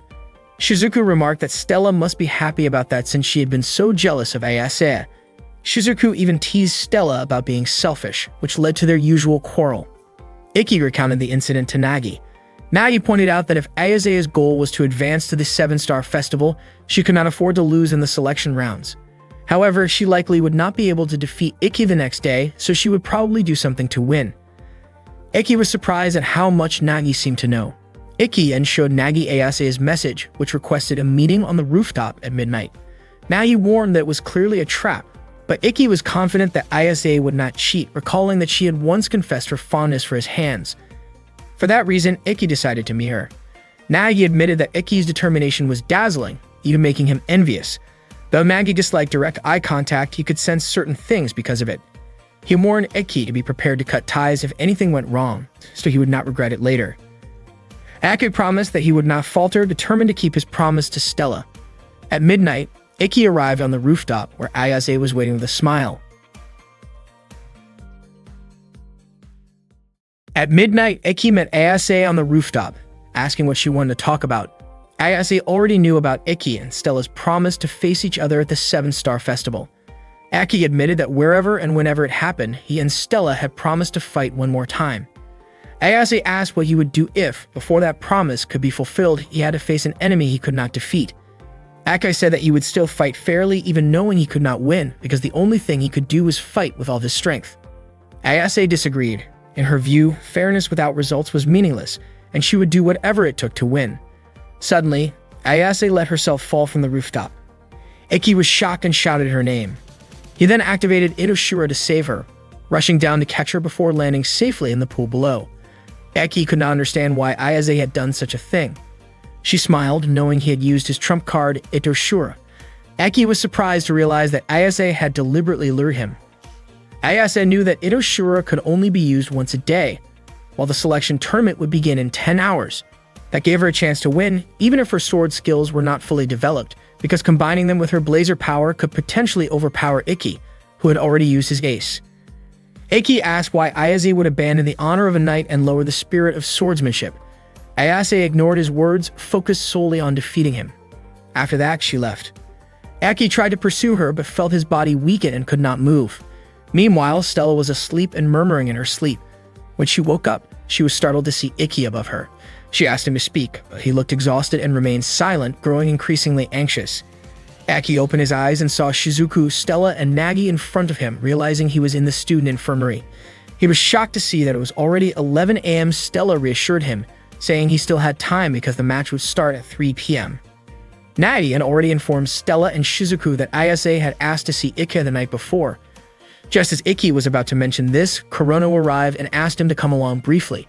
At that moment, the area where Ayase had fallen was being investigated. Kurono suspected Ikki was involved because he heard Ikki had been taken to the student infirmary. Ikki admitted he could not tell the whole truth but was willing to accept punishment. Kurono believed Ikki must be protecting someone. Ikki asked Kurono about Ayase. Kurono explained that Ayase's father, Kaido, had suffered an incident 2 years ago that prevented him from fighting again. Stella asked for clarification. It turned out that Kaido's school had been challenged and Kaido lost the duel. Ikki suspected the culprit was Kurado, the Sword Eater from Danro Academy. Before the fight, there had been an agreement. Kurado would take over Ayase's family lands and buildings, and Kaido had been in a coma for 2 years. At that time, Ayase had been watching over her father, remembering his words. No matter what happened, she must uphold her dignity, maintain proper conduct, help the weak, and avoid evil. Whoever challenged her, she must fight fairly. Kaido also told her to become a fearless sword knight. Ayase had once confronted Kurado, but he dismissed her as too weak to be a worthy opponent. Ayase was furious and resolved that if she reached the 7-Star Festival, it would be her chance to face Kurado one last time. Suddenly, Kaido apologized.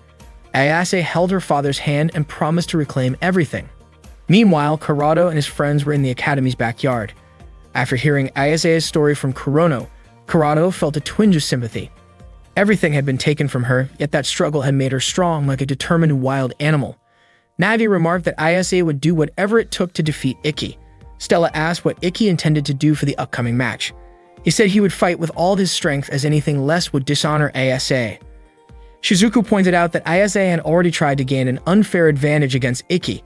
Ikki asked Shizuku and Stella to accompany him, as he had something to do before the match began. The tournament started shortly after, with Hagetsu and Yuri serving as match coordinators. The crowd cheered excitedly. Hagetsu noted that Yuri seemed healthy, and Yuri revealed she had prepared 1 liter of blood for the match. Soon after, Yuri discharged the blood. The first participant was Ikki, a first-year student and an F-ranked knight who had won all of his previous matches, earning the nickname Another One. The second participant was Ayase, a third-year student and a D-ranked knight. Both Ikki and Ayase wielded unique swords, and Ayase had even learned techniques from Ikki. Kagami took photos for news coverage, describing the match as a battle between teacher and student. Ayase had not expected Ikki to participate, acknowledging his persistence. Ikki activated his Intetsu device. Ayase sensed that Ikki might be angry at her, but she remained confident in her own victory. She activated her own device, Hizum. Stella asked about Ayase's abilities. Nagi explained that little was known about her. She had never participated in official matches before and had not yet shown her true strength. How powerful Ayase turned out to be would determine the course of the match. As soon as the match began, Ikki immediately leaped toward Ayase. However, just by pressing her sword with her finger, Ayase managed to inflict injuries on Ikki, leaving the audience astonished at the mysterious attack. Ikki retreated and Ayase pressed her sword again, once more leaving him marked with mysterious cuts on his back. She advanced and questioned how it felt to be struck by the wind she could control with her noble art. Ikki admitted that the wounds did indeed hurt. Both drew their swords again, revealing that the true power of Hizume's device was the ability to create wounds. Ikki suspected that Ayase had planted traps in the arena before the match and was using invisible wind currents to harm him. His suspicion proved correct. Ayase had indeed left traces of previous slashes throughout the area, which when activated caused the air around them to swirl and form a vortex capable of tearing at a target. Aki realized that this meant the arena was filled with thousands of such traces, and Ayase was confident he could not escape her attacks as she advanced with her sword drawn. Nagi commented that if Ayase had actually planted these traps, it would be a violation and the match would be stopped, making Ikki the winner by default. At that moment, Ayase ran toward Ikki, relieved that the referees had not noticed her trick. She wondered if he had figured it out.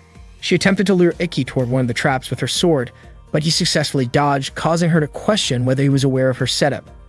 Ayase then tried to test him further by attacking his arm, leaving visible cuts. The attacks appeared mysterious, almost as if they were self-inflicted, as she manipulated the small openings created by Hizume's device. Ikki's vital points could have been in danger even from minor cuts. Ayase launched a rapid flurry of attacks, and Ikki could only defend while trying to counterattack, but she was able to hold him off. She activated the wind vortex to try to overpower him, but Ikki managed to resist. Shizuku noted that his defense was unusual and highly effective. Nagi acknowledged that Ikki was indeed skilled in close-range combat. Eventually, Ayase could no longer sustain her wind vortex attack, and Ikki began to understand her fighting style. Earlier, Ikki and Stella had consulted Yuri, who mentioned that Ayase might be breaking the rules. Surprised, Yuri nearly fainted and insisted that she would report any violations. However, Ikki asked her to overlook it intentionally, which shocked Stella. Yuri reminded him that any breach of rules would end the match and automatically make him the winner, stressing how important the tournament was. Ikki understood that losing even once could jeopardize his chances of advancing to the Seven Stars Festival. When Yuri pressed him for an explanation, he simply wanted to trust Ayase. He admitted that he could have chosen to sever ties with her to win, but that alone would not feel right. His conscience would not allow him to end their bond, so he requested permission to witness Ayase's determination until the very end. During the match, Ikki observed that Ayase's sword technique, movements, and breathing were all inconsistent. She seemed to have forgotten not only what he had taught her, but also some of her fundamental skills. No matter how hard she tried to act ruthless, her heart could not be deceived. When Ayase's mind wavered, her power faltered. She appeared frustrated at this observation. Ikki also pointed out that her pride was much higher than he had realized. Ayase explained that she had not doubted herself for the past 2 years. She believed that no amount of pride would matter if she lost, since dishonesty and ineffective effort would be meaningless. That was why she would use every possible means to win. She was determined that whatever happened, she would emerge victorious and reclaim everything. Hearing this, Ikki resolved to do only one thing: unleash his full strength to restore Ayase's confidence. He charged forward without using Itoshura. Ayase immediately activated her wind vortex to strike him, but Ikki effortlessly dodged. Ayase realized that Ikki was using perfect vision, so she had to attack faster because if she failed, she would not be able to defeat the sword eater. She tried to convince herself not to lose to Ikki. She focused her sword to create a swirling wind. Ikki leaped and attacked Ayase from one side, and she countered, but her strike missed. It turned out that Ikki was using his fourth secret sword technique, Shinkiro. Ikki attacked Ayase again, and she weakened and collapsed. Hengetsu remarked that Ikki's attack had decisively defeated Ayase. Nagi was surprised because even though Ikki had won, Ayase was not injured. Shizuku explained that before the strike, Ikki had switched his device to imitation mode, and she did not understand why he had done that. Stella said that Ikki's intention from the beginning had been to drain his opponent's energy because his goal was not just to win. At that moment, Ayase asked why Ikki had not hurt her. Aki explained that even without injuring her, she would not be able to continue fighting. Ayase refused to be underestimated and tried to stand, but she could not move her body. She began to cry and shout, wondering why this had happened. Aki said that when someone is powerless and wants to give up, the only thing that can lift them is their pride as a swordsman. He asked if Ayase still had pride within her soul. Ayase realized that this was the truth. She had been deceiving herself and admitted her defeat. Hearing her surrender, Hengetsu announced that Ikki had won the match against Ayase. The crowd erupted in cheers. At that moment, Ayase acknowledged how sad she felt and realized that from the start, she had lacked pride. Iman commented that Ayase was confused and lost, but she had never forgotten the swordsmanship her father had taught her, and that was what made her strong. Ikki even offered to help Ayase reclaim what Kurado had taken from her. Ayase asked why he would help her after she had tricked and wronged him. Aki said that helping a friend did not need a reason. He extended his hand, which reminded Ayase of her father. She realized that what she truly wanted was to become a great swordsman like him. Ayase grasped Ikki's hand and cried wholeheartedly, asking for his help, and that was exactly the moment Ikki had been waiting for from her. Last Samurai was the nickname of Kaido, Ayase's father. When Ayase was in middle school, Kaido retired due to his weakened heart. Even though his swordsmanship was no longer as sharp as it had been, Kaido still devoted himself fully to guiding his students. 2 years ago, Kaido taught Ayase the secret Tenni Muha technique. Ayase appeared tense while learning the technique and felt it would be impossible to master, yet Kaido was confident that Ayase would understand it because she was more serious than anyone else he had ever taught. Kaido instructed Ayase that no matter what happened, she should always uphold her dignity, maintain proper manners, help those in need, and stay away from evil. For Kaido, the art of Ayatsuji swordsmanship was about protecting others. Ayase understood that her father's time was limited, which was why he taught her the secret technique and entrusted the Ayatsuji sword art to her. She could only watch silently as her father lay in the hospital bed. That day, Ayase walked with Ikki and Stella. Stella mentioned Kurado, who was known as a rogue craftsman, notorious for attacking schools unofficially and challenging martial arts academies throughout the city. Aki added that Kurado had made it into the top 8 at last year's Seven Stars Festival, and because of his incredible strength, he had earned the title Sword Eater. Ayase admitted that Kurado was indeed extremely powerful. 2 years ago, when he challenged Kaido's academy, Kurado had not used his device, meaning he fought without relying on his enhanced power. Even so, Kurado had defeated the last samurai. The battle between Kurado and Kaido felt like a nightmare to Ayase. At that time, Kurado and Kaido clashed swords, and Kurado's strikes caused Kaido to fall. Ayase and the students rushed to help him and urged him to stop fighting. Kaido expressed gratitude for their concern, but insisted he could not allow Kurado to harm them. Kaido advanced again to confront Kurado, but Kurado easily held him off. Kurado mocked the last samurai, claiming that fighting to protect others was futile, yet his own skills were limited. Kaido, fueled by emotion, continued attacking Kurado, only to be countered again. Ayase felt deep worry for her father. Kaido then used the ultimate technique of Ayatsuji swordsmanship. At that moment, Kurado nearly panicked, as the technique was close to defeating him. Unfortunately, Kaido's weakened physical condition made it easy for Kurado to overpower him. Kaido collapsed after being struck. Ayase ran to her father and embraced him. Kaido apologized before his body went limp. Following this, Kurado seized control of their academy, leaving Ayase furious. She wished she could have stopped Kurado herself, taking her father's place in the fight. To Ayase, the way Kurado wielded his sword showed neither honor nor beauty, but aggression and recklessness. Men like Kurado had defeated Kaido and tarnished the principles of Ayatsuji swordsmanship. Ikki, motivated by loyalty, resolved to defeat Kurado on his own for Kaido's sake. Ayase escorted Ikki and Stella to the academy that had been taken over by Kurado. They approached the gate, where Kurado's followers had gathered. Stella sarcastically referred to them as a group of clowns. Polite but firm, Ikki approached and requested to meet Kurado. Ikki met Kurado along with Ayase and Stella. Kurado recognized Ikki and immediately called him a coward. Without hesitation, Ikki challenged him to a duel, declaring that he represented Ayase in reclaiming the academy. Kurado had not expected Ikki to challenge him, and he noted how different Ikki's demeanor was compared to their encounter at the cafe. Kurado asked what Ayase had told Ikki. Ikki explained that students from the Night Academy were forbidden from using their devices outside the school environment unless they had permission from the owner of an accredited martial arts academy. Ikki was confident that Kurado would not refuse a duel. Kurado smiled, intrigued by the challenge, but wanted to see if Ikki was truly worthy as an opponent. Ikki displayed several student ID cards belonging to Kurado's followers, signaling that he had already defeated them all. Kurado activated his device Orochimaru while Ikki activated his Intetsu. Kurado charged at Ikki, striking quickly with his sword, while Ikki defended and dodged the attacks. Ikki attempted to strike Kurado's left side, but Kurado successfully blocked it. Ikki was puzzled as his timing had been fast, and he wondered if Kurado had predicted his moves. Kurado struck again, transforming his staff into a flail. Orochimaru had the ability to change shape to control the distance of his attacks. Ikki struggled to evade Kurado's flail attacks. Stella and Ayase observed the battle, with Stella noting that while Ikki could not attack an enemy outside his normal range, he was far from weak. Ikki advanced to strike Kurado, anticipating the flail and managed to avoid it. Ayase marveled at Ikki's perfect vision technique. As Ikki closed in, Kurata returned the flail to its staff form, launching a rapid attack that nearly struck Ikki. Kurata laughed, acknowledging Ikki's skill in evading his strike. Aki realized that this was the true power Kurata had used to defeat Kaido. Aki pointed out that the source of Kurato's strength was his reflex speed. Reflex speed refers to how quickly someone can observe, understand, and respond.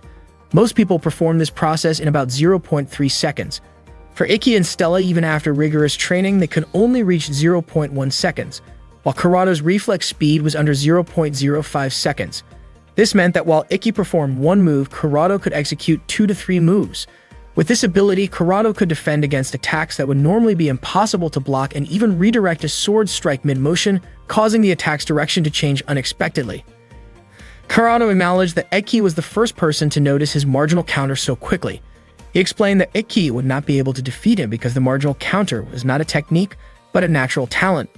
No matter how hard Ikki trained, honed his skills, or devised strategies, he could not surpass Kurata. Kurata launched a simultaneous two-directional attack, pushing Ikki into a corner. Ake used an abnormal defensive technique to halt Kurato's assault for a brief moment, but Kurata struck again, this time using 4 attacks at once. The longer the battle continued, the more difficult it became for Ikki to defend, and he eventually sustained a wound on his chest. At that moment, Ikki realized that Kurato's strength was at a national level. Kurata intensified his attacks, increasing their speed. Ikki skillfully held his ground, and observing this, Ayase recalled memories of her father and felt the urge to intervene. Stella stopped her, explaining that if the fight were interrupted, the school's honor could not be reclaimed. She admitted she also wanted to stop it, but sensed that Ikki was truly enjoying the match. Seeing Ikki smile amidst the battle, Ayase realized that his focus was solely on the desire to fight and overcome strong opponents. The duel between Kurata and Ikki continued, their skills nearly evenly matched, and both smiled as they battled. Stella questioned whether Kaido was truly shaken. Ayase was surprised by her question because it was clear that Kaido was unsettled, and if Kurata had not appeared, he and Ikki could have been living peacefully.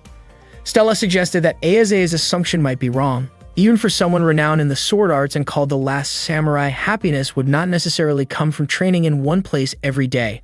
Stella acknowledged that Kurata's approach was intense and demanding, but when someone who had grown bored suddenly encountered a worthy opponent, that challenge could become exhilarating. Stella became emotional, realizing that her father's words were not about weakness but a kind of apology to Kurata, acknowledging that Kaido had limits. Ayase also cried, understanding that she had never truly comprehended the spirit of a swordsman. Meanwhile, the fight between Ikki and Kurata continued, with Kurata beginning to show signs of fatigue. Stella noted that the weakness of a sword eater lay in stamina, as their multiple movements quickly drained energy. Kurata remarked that stubbornness should have limits, but Ikki confessed that he hated losing. He had not experienced such a tightly contested fight in years and was enjoying it too much for it to end. Kurata, surprised by Ikki's intensity, realized that Ikki was also a maniac about fighting. Ikki asked whether the great swordsmen they admired ever smiled like them during combat. Kurata dismissed Kaido, saying that he did not deserve to be called the last samurai because he was too weak to enjoy a high-stakes battle. Then Kurata struck Ikki with his staff. At that moment, Ikki told Ayase that he intended to restore what had been lost 2 years ago. Ikki exuded a fierce aura as he prepared to attack Kurata. Kurata activated his Yamada no Orochi, unleashing multiple flails aimed at Ikki from every direction. Undeterred, Ikki advanced, surprising Kurata, especially because his movements resembled techniques Kaido had once shown him. Ake ran forward, pointing his sword straight ahead, while Kurata eagerly anticipated the strike, thrilled to finally face a worthy opponent after 2 years. Their attacks collided and the battle eventually drew blood. Ayase was shocked to see Kurata injured by Ikki's sword. The technique Ake used was the secret final technique of Teni Muhao, the main method of the Ayatsuji sword style. Ayase could not understand how Ikki had learned it, speculating that it must have been from their earlier training. Stella recognized the technique as blade steel and admitted that Eke had previously borrowed one of her techniques as well. After their fight ended, Kurata stood up and asked Ikki's name, expressing his interest in continuing their duel at the upcoming 7-Star Festival. Ikki wondered about the school grounds, but Kurata left the decision to them, saying he no longer needed to wait. After that, Kurata departed. Ikki's body began to weaken and Stella immediately supported him. Ayase apologized for involving Ikki in her personal troubles. She admitted that she knew nothing about her father or the life of the swordsman and realized that her own weakness made it impossible for her to continue the Ayatsuji sword techniques. Eki insisted that this was not true, explaining that the reason he could win was that Ayase remembered every movement of Kaido perfectly. Because of that, he was able to use the Tenimuha technique. He said that no one understood Kaido better than Ayase and that she was the rightful heir of the last samurai. Hearing this, Ayase thanked Ikki. She understood that she needed to grow stronger in order to become a worthy successor. Afterward, she returned to place her school's nameplate back on the front door. The next day, Stella and Ikki were sitting together on a park bench. Stella mentioned that she had heard about Ayase admitting her mistake to the tournament officials. As a result, Ayase was disqualified from the tournament and suspended for 10 days. Ayase did it because she wanted to take responsibility for her actions. Not long after, Ikki's phone rang. It was a message from Ayase, informing him that Kaido had awakened from his coma. Both Ikki and Stella were thrilled to hear the good news, and with that, Ayase's case was resolved. Stella praised Ikki and took his hand. Unexpectedly, Shizuku and Nagi appeared from behind the bench, startling both Ikki and Stella. Stella, looking a bit nervous, challenged Ikki to a thumb wrestling match. Nagi realized that their arrival seemed to interrupt Ikki and Stella's moment together. Shizuku was annoyed that she and Nagi had not been invited to watch the duel at the dojo. True to her teasing nature, Shizuku still found time to mock Stella with a nickname, calling her a troublesome hot kettle. As usual, Ikki could only smile at the banter between Stella and Shizuku. Ikki glanced at his hands, remembering Ayase praising them as resembling Kaido's hands. Meanwhile, Ayase was by her father's side, who had just woken from his coma. She felt immense joy in being able to hold her father's strong hand once again. The selection tournament was nearing its climax, and the matches were reaching a peak of intensity. The most attention-grabbing participant was Ikki, previously known as the Worst One, who had now transformed into another one. Ikki had achieved 12 consecutive decisive victories. One day, Ikki and Stella took a bus together during a break granted by Kurono. Earlier, Kurata had called them over and explained that Ikki and Stella were first-year students with great potential, so Kurono had invited them to attend the Academy's training camp in Okutama. Kurono asked them to train diligently. Stella was delighted because she and Ikki had never spent time alone like this before. She guessed that this might be what Japanese people referred to as a pre-marriage picnic. They enjoyed the view of a waterfall visible from the bus window. Stella wanted to see the waterfall up close and asked Ikki to accompany her later. Meanwhile, Shizuku was at the station with Nagi. He noticed that Shizuku kept sighing and sensed that she was in a bad mood. Shizuku explained that ever since she had failed to prevent Ikki and Stella from leaving, her spirits had been low. She admitted that if Nagi had come along, she might have felt a little relieved. Nagi apologized, explaining that he had his own plans. Shizuku understood. As the train arrived, she stepped into the carriage. Before it departed, Nagi mentioned that he did not think Ikki and Stella's trip was for romantic purposes, unlike a private picnic. After getting off the bus, Stella and Ikki began walking. Stella sneezed several times due to the cold, and Ikki offered her his jacket. Stella's face turned red as she shyly noted that they already looked like a couple.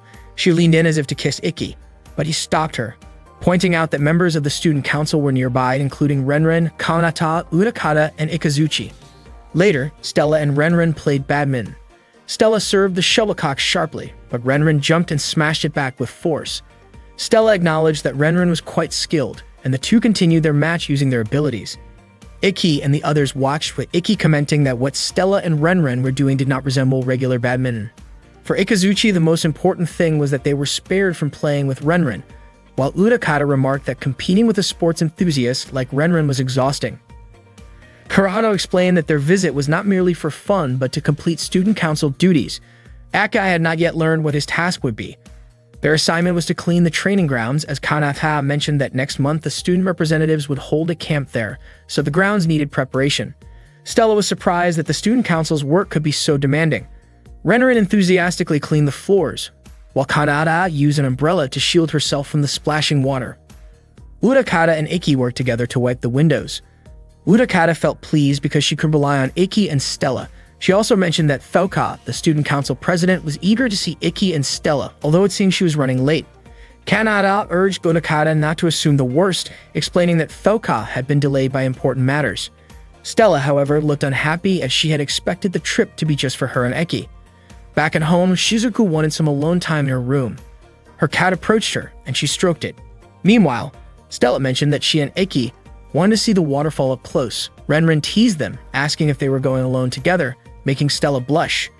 Ikki asked if the cleaning task had been completed, and Ikazuchi noted that it would take an hour to reach the waterfall, so they should depart before nightfall. Ake invited Stella to come along, though she seemed nervous and shy. Renren cheered them on. Ikki and Stella traversed a rugged path, which Ikki referred to as training. Stella paused for a moment, appearing exhausted. Eke guessed it was because she had only eaten 2 portions for breakfast that morning, compared to her usual 7, but Stella denied this. Eke suggested returning to the camp, but Stella declined, wanting to spend time alone with him. For her, the rough terrain was not an obstacle, so they continued their journey. Meanwhile, Shizuku gazed at a small photo of Ikki, who looked especially adorable. Suddenly, someone knocked on her door. The maid informed her that Shizuku's father wanted to speak with her. Night fell and Ikki and Stella were still on their way to the waterfall. Stella began to feel unwell, complaining of a headache and general fatigue. Ikki assured her that there was nothing to worry about. Stella explained that her symptoms felt unusual, but Ikki thought it was just a case of catching a cold. Stella had never experienced a cold like this before, and her body felt heavy and difficult to move. Ikki suggested they return to the camp. Stella apologized for having traveled so far. Ikki supported her as they walked, but a heavy rain began to fall. Someone observed them from a tree above. Ikki brought Stella to a nearby cabin, where they lit a fire to warm themselves. Aka checked Stella's temperature by bringing his face close to hers, and noted that her body was very hot. He advised her to remove her wet clothing to avoid further chills. Ikki was even willing to help Stella undress so she would feel more comfortable. He started taking off his clothes first, and Stella smiled at him, remembering the first time they had met when Ikki had unexpectedly acted the same way. Stella did not mind his actions because he had been the first person to see her in a vulnerable state. She lay down and began removing her own layers one by one while Ikki watched carefully. Stella's weakened condition made it difficult for her to handle everything on her own. Seeing this, Ikki offered to help, and Stella allowed him. Ikki carefully assisted her with her stockings and encouraged himself to stay calm so as not to make Stella feel embarrassed. He successfully removed her stockings from both legs and then helped unbutton her top, feeling nervous but determined to remain composed. Once their clothes were removed, they were neatly lined up to dry. Aki felt relieved that he had managed to help without causing her discomfort. Unexpectedly, Stella mentioned that she was feeling a little short of breath and asked Ikki to help with the clasp of her bra. Ikki blushed but bravely helped her adjust it safely. As soon as it was done, he immediately covered her with a blanket. Stella thanked him, explaining that it helped her breathe more easily. She apologized for causing him extra trouble, but Ikki reassured her that it was perfectly normal since she was unwell. Stella noticed Ikki seemed a bit embarrassed and reassured him with a smile, understanding that he sometimes got flustered in these situations. Ikki laughed and admitted that occasionally people lose composure in delicate moments, telling Stella not to worry about it. He apologized again, but Stella said she did not mind at all and was actually glad to see that he cared for her. Aki admitted that he did care deeply about her, and Stella appreciated his honesty. She asked if he wanted to express his feelings more openly, which surprised him. He realized she might have misunderstood his intentions and apologized, explaining that he wanted to express his feelings proudly but was concerned about taking things too far too quickly in front of their families. Stella understood, seeing that his restraint showed he was serious about her, and she sincerely appreciated his consideration. Not long after, Ikki's phone rang. He'd assumed it was the student council calling because they were worried about him. He picked up and informed them of his location. Meanwhile, Stella lay down on the floor, realizing that she might have been acting a bit mischievously. At that moment, someone who had been following Stella and Ikki reported their location to their supervisor. Shizuku approached her father in his study. Her father, Kurage Natsuki, greeted her, but Shizuku immediately asked him to get straight to the point as she did not want to engage in small talk. She had come home because she had received a letter from her mother. Itsuki explained that he had asked Shizuku's mother to write the letter because he anticipated that Shizuku might not want to hear what he had to say in person. His main concern was simply to check on Shizuku, who was living far from home. Shizuku was curious and wondered why her father did not simply get updates from the academy. Itsuki mentioned that he had already heard about the results of the tournament and expressed pride in Shizuku for winning 12 matches, saying that was how a Kurogen family member should perform. He also believed that Shizuku had a strong chance of advancing as a representative. Shizuku then asked if her father was not proud that Ekimi had also passed the tournament selection. Itsuki insisted that he was not dismissive, but Shizuku felt he was lying. Frustrated, she left the study without saying more. Meanwhile, as Stella slept, Ikki heard a massive rumbling. He rushed outside the cabin and was shocked to see a giant stone monster destroying the building. Quickly, he rescued Stella, placing her safely near a tree before preparing to confront the monster. Activating his Intetsu device, Ikki used his first secret Seikiki technique, instantly shattering the stone creature. However, the rubble unexpectedly reformed and attacked him again. Ikki could not understand what this creature was or why it was attacking. More stone monsters appeared and Ikki was knocked back by their strikes. Stella, witnessing the chaos, became frightened. As the stone monsters approached her, Ikki shouted loudly. At that moment, Renren arrived to protect Stella. Not long after, Ikazuchi also appeared to assist Ikki, cutting through the stone monsters with precise sword strikes. Renren handed Stella back to Ikki and advised him to take a rest. Grateful, Ikki embraced Stella, relieved that she was safe. Suddenly, Urakata appeared, commenting that Ikki seemed to be dealing with a troublesome enemy. Ikki explained that simply destroying the stone monsters was not enough. He suspected a blazer was controlling them from a distance. Urakata agreed, noting that it was likely the work of a blazer who could manipulate objects remotely using magic threads, some even capable of controlling objects from kilometers away. Ikki was unsure how to counter this strategy. Suddenly, a girl appeared, explaining that the threads would remain connected no matter the distance, and that by tracking the threads, she could reach the source. She stepped forward and destroyed the reformed stones with a lightning attack. Just as she finished, an even larger stone monster appeared. She drew her sword and executed the Raker technique, summoning a massive lightning strike from the sky that shattered all the stones and struck the blazer controlling them from afar. It became clear that someone intended to target Ikki and might attempt other methods to defeat him. After the battle ended, the sky cleared. Kurado and the others looked on, impressed by the girl's abilities. Kanata explained that she was their leader and their princess. The girl who had defeated the stone monsters was revealed to be Thoka, a semi-finalist of last year's 7-Star Festival. She was the student council president and the academy's strongest knight. Meanwhile, Shizuku sat in her room when an email notification informed her that her next tournament opponent would be Thoka. Shizuku smiled, thinking that Thoka would be a worthy adversary. Shizuku was the daughter of the main Kurogen family and had been gifted with the abilities of a blazer since she was a child. Everything she wished for was always granted. Because of power, children could make mistakes freely and adults could forgive those mistakes. Shizuku grew weary of what people called humans, yet Ikki always pointed out when she was wrong. Unlike others, Ikki did not fear authority. From that point, Shizuku decided to follow Ikki wherever he went. However, she had no understanding of how harsh others could treat him or the cold loneliness he carried within. One day, Stella was at a cafe with Ikki and Nagi. She had not expected the newspaper to report about a surviving giant tribe, which in reality was nothing more than stone dolls and not living creatures at all. At that time, no one knew who was behind these stone dolls. Ikki mentioned that the student council was still investigating the matter. Nagi asked what Thoka, the student council president, was like. Ikki had not had much chance to talk to Thoka, but he realized that she was indeed as strong as people said. For the next match, Thoka would face Shizuku. Because of this, Shizuku began preparing by sparring with a top-level student who could control electricity. She even told Nagi not to come along so that he would not distract her. According to Stella, electricity would be a challenging opponent for Shizuku, who controlled water. However, Nagi believed that this would not be a problem for Shizuku because of her high level of magical control. Shizuku could even produce ultra-pure water, free of any impurities or conductive elements, which meant electricity would not be able to penetrate it. Stella felt relieved knowing that Shizuku still had a chance to win. Ikki wanted Shizuku to succeed, but he was also worried about her. He did not want her to push herself too hard, and what mattered most to him was Shizuku's well-being. When they returned to the dorm, Stella approached Shizuku in the bathroom to ask if she was feeling nervous. Shizuku admitted that she was very anxious because the level of her opponent was higher than before, but she was confident that her nervousness would not affect the match. Stella also told Shizuku that Ikki was worried about her and advised her not to overexert herself. Shizuku was surprised to hear this and Stella quickly left the bathroom.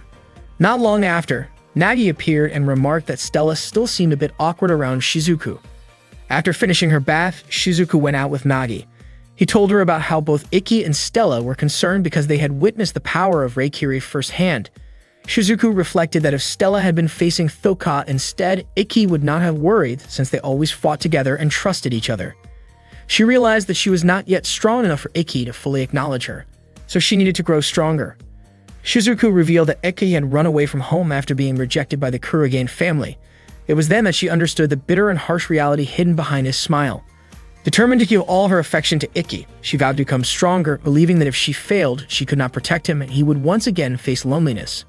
Nagi was amazed at how kind Shizuku was.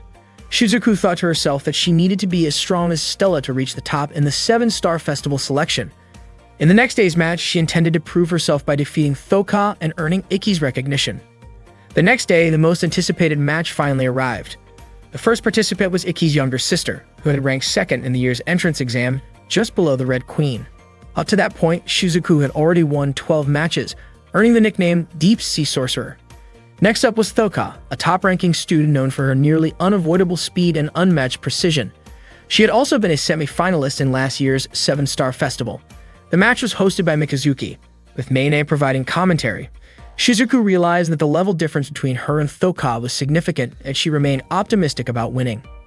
Shizuku activated her device Yoi Shiger, while Thoka activated hers Narukami.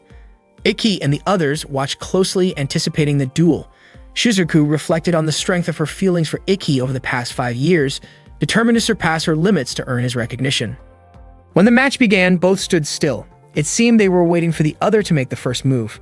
Both were exceptionally strong, worthy of the festival, meaning a single mistake could determine the outcome. Aki believed that Shizuku did not move first because she knew Thoka had a deadly short-range sword technique called Raikiri. Thoka had never lost when using Raikiri.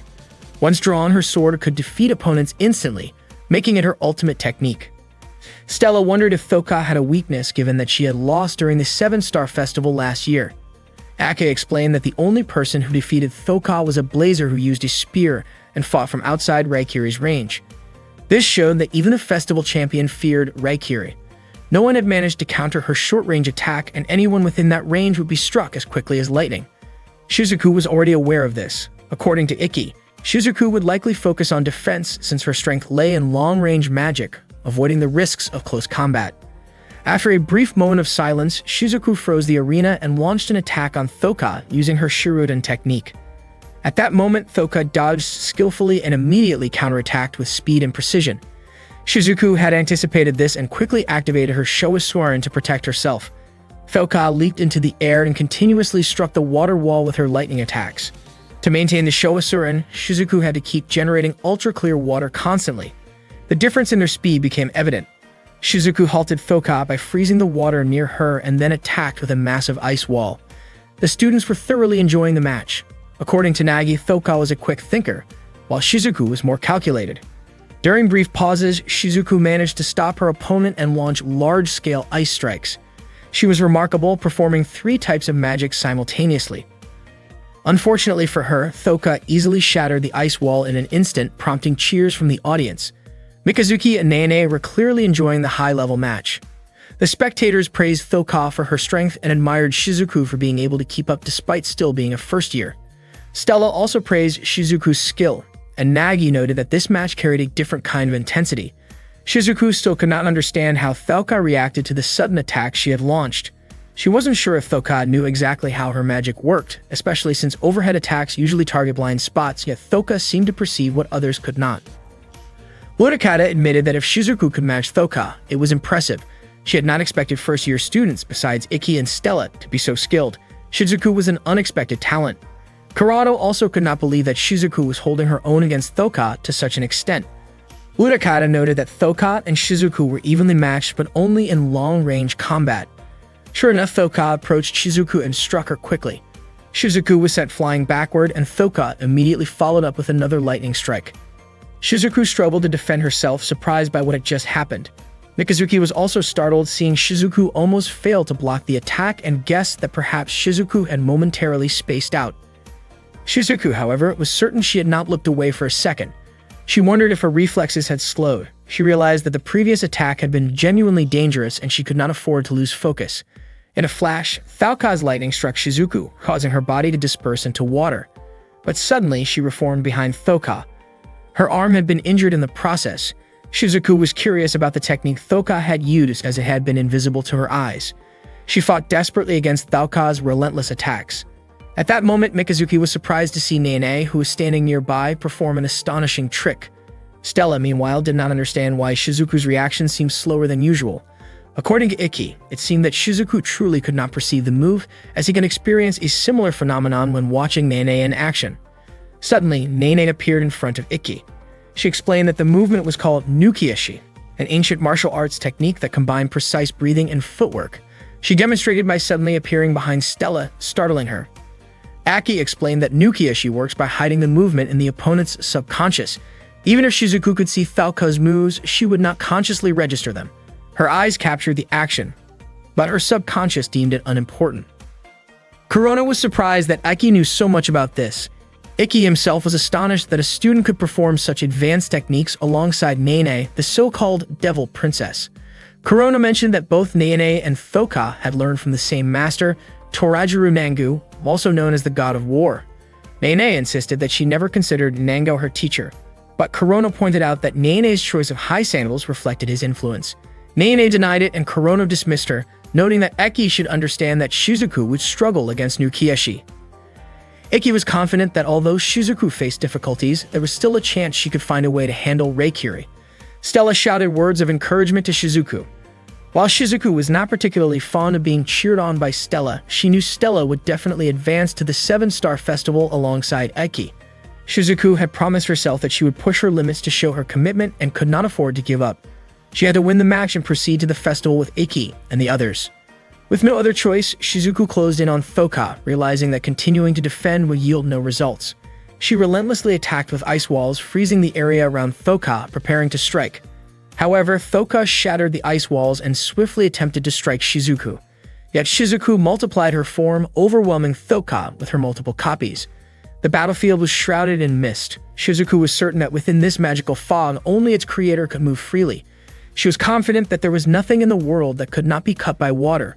Shizuku raised her sword and ran toward Thoka, aiming for a decisive strike at her neck, but Thoka had already anticipated the move and activated her Reikiri attack. The lightning-infused strike toppled Shizuku, ending the match with Thoka as the winner.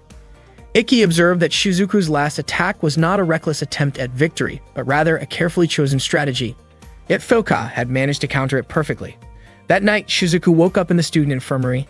Ikki and the others were there in front of her.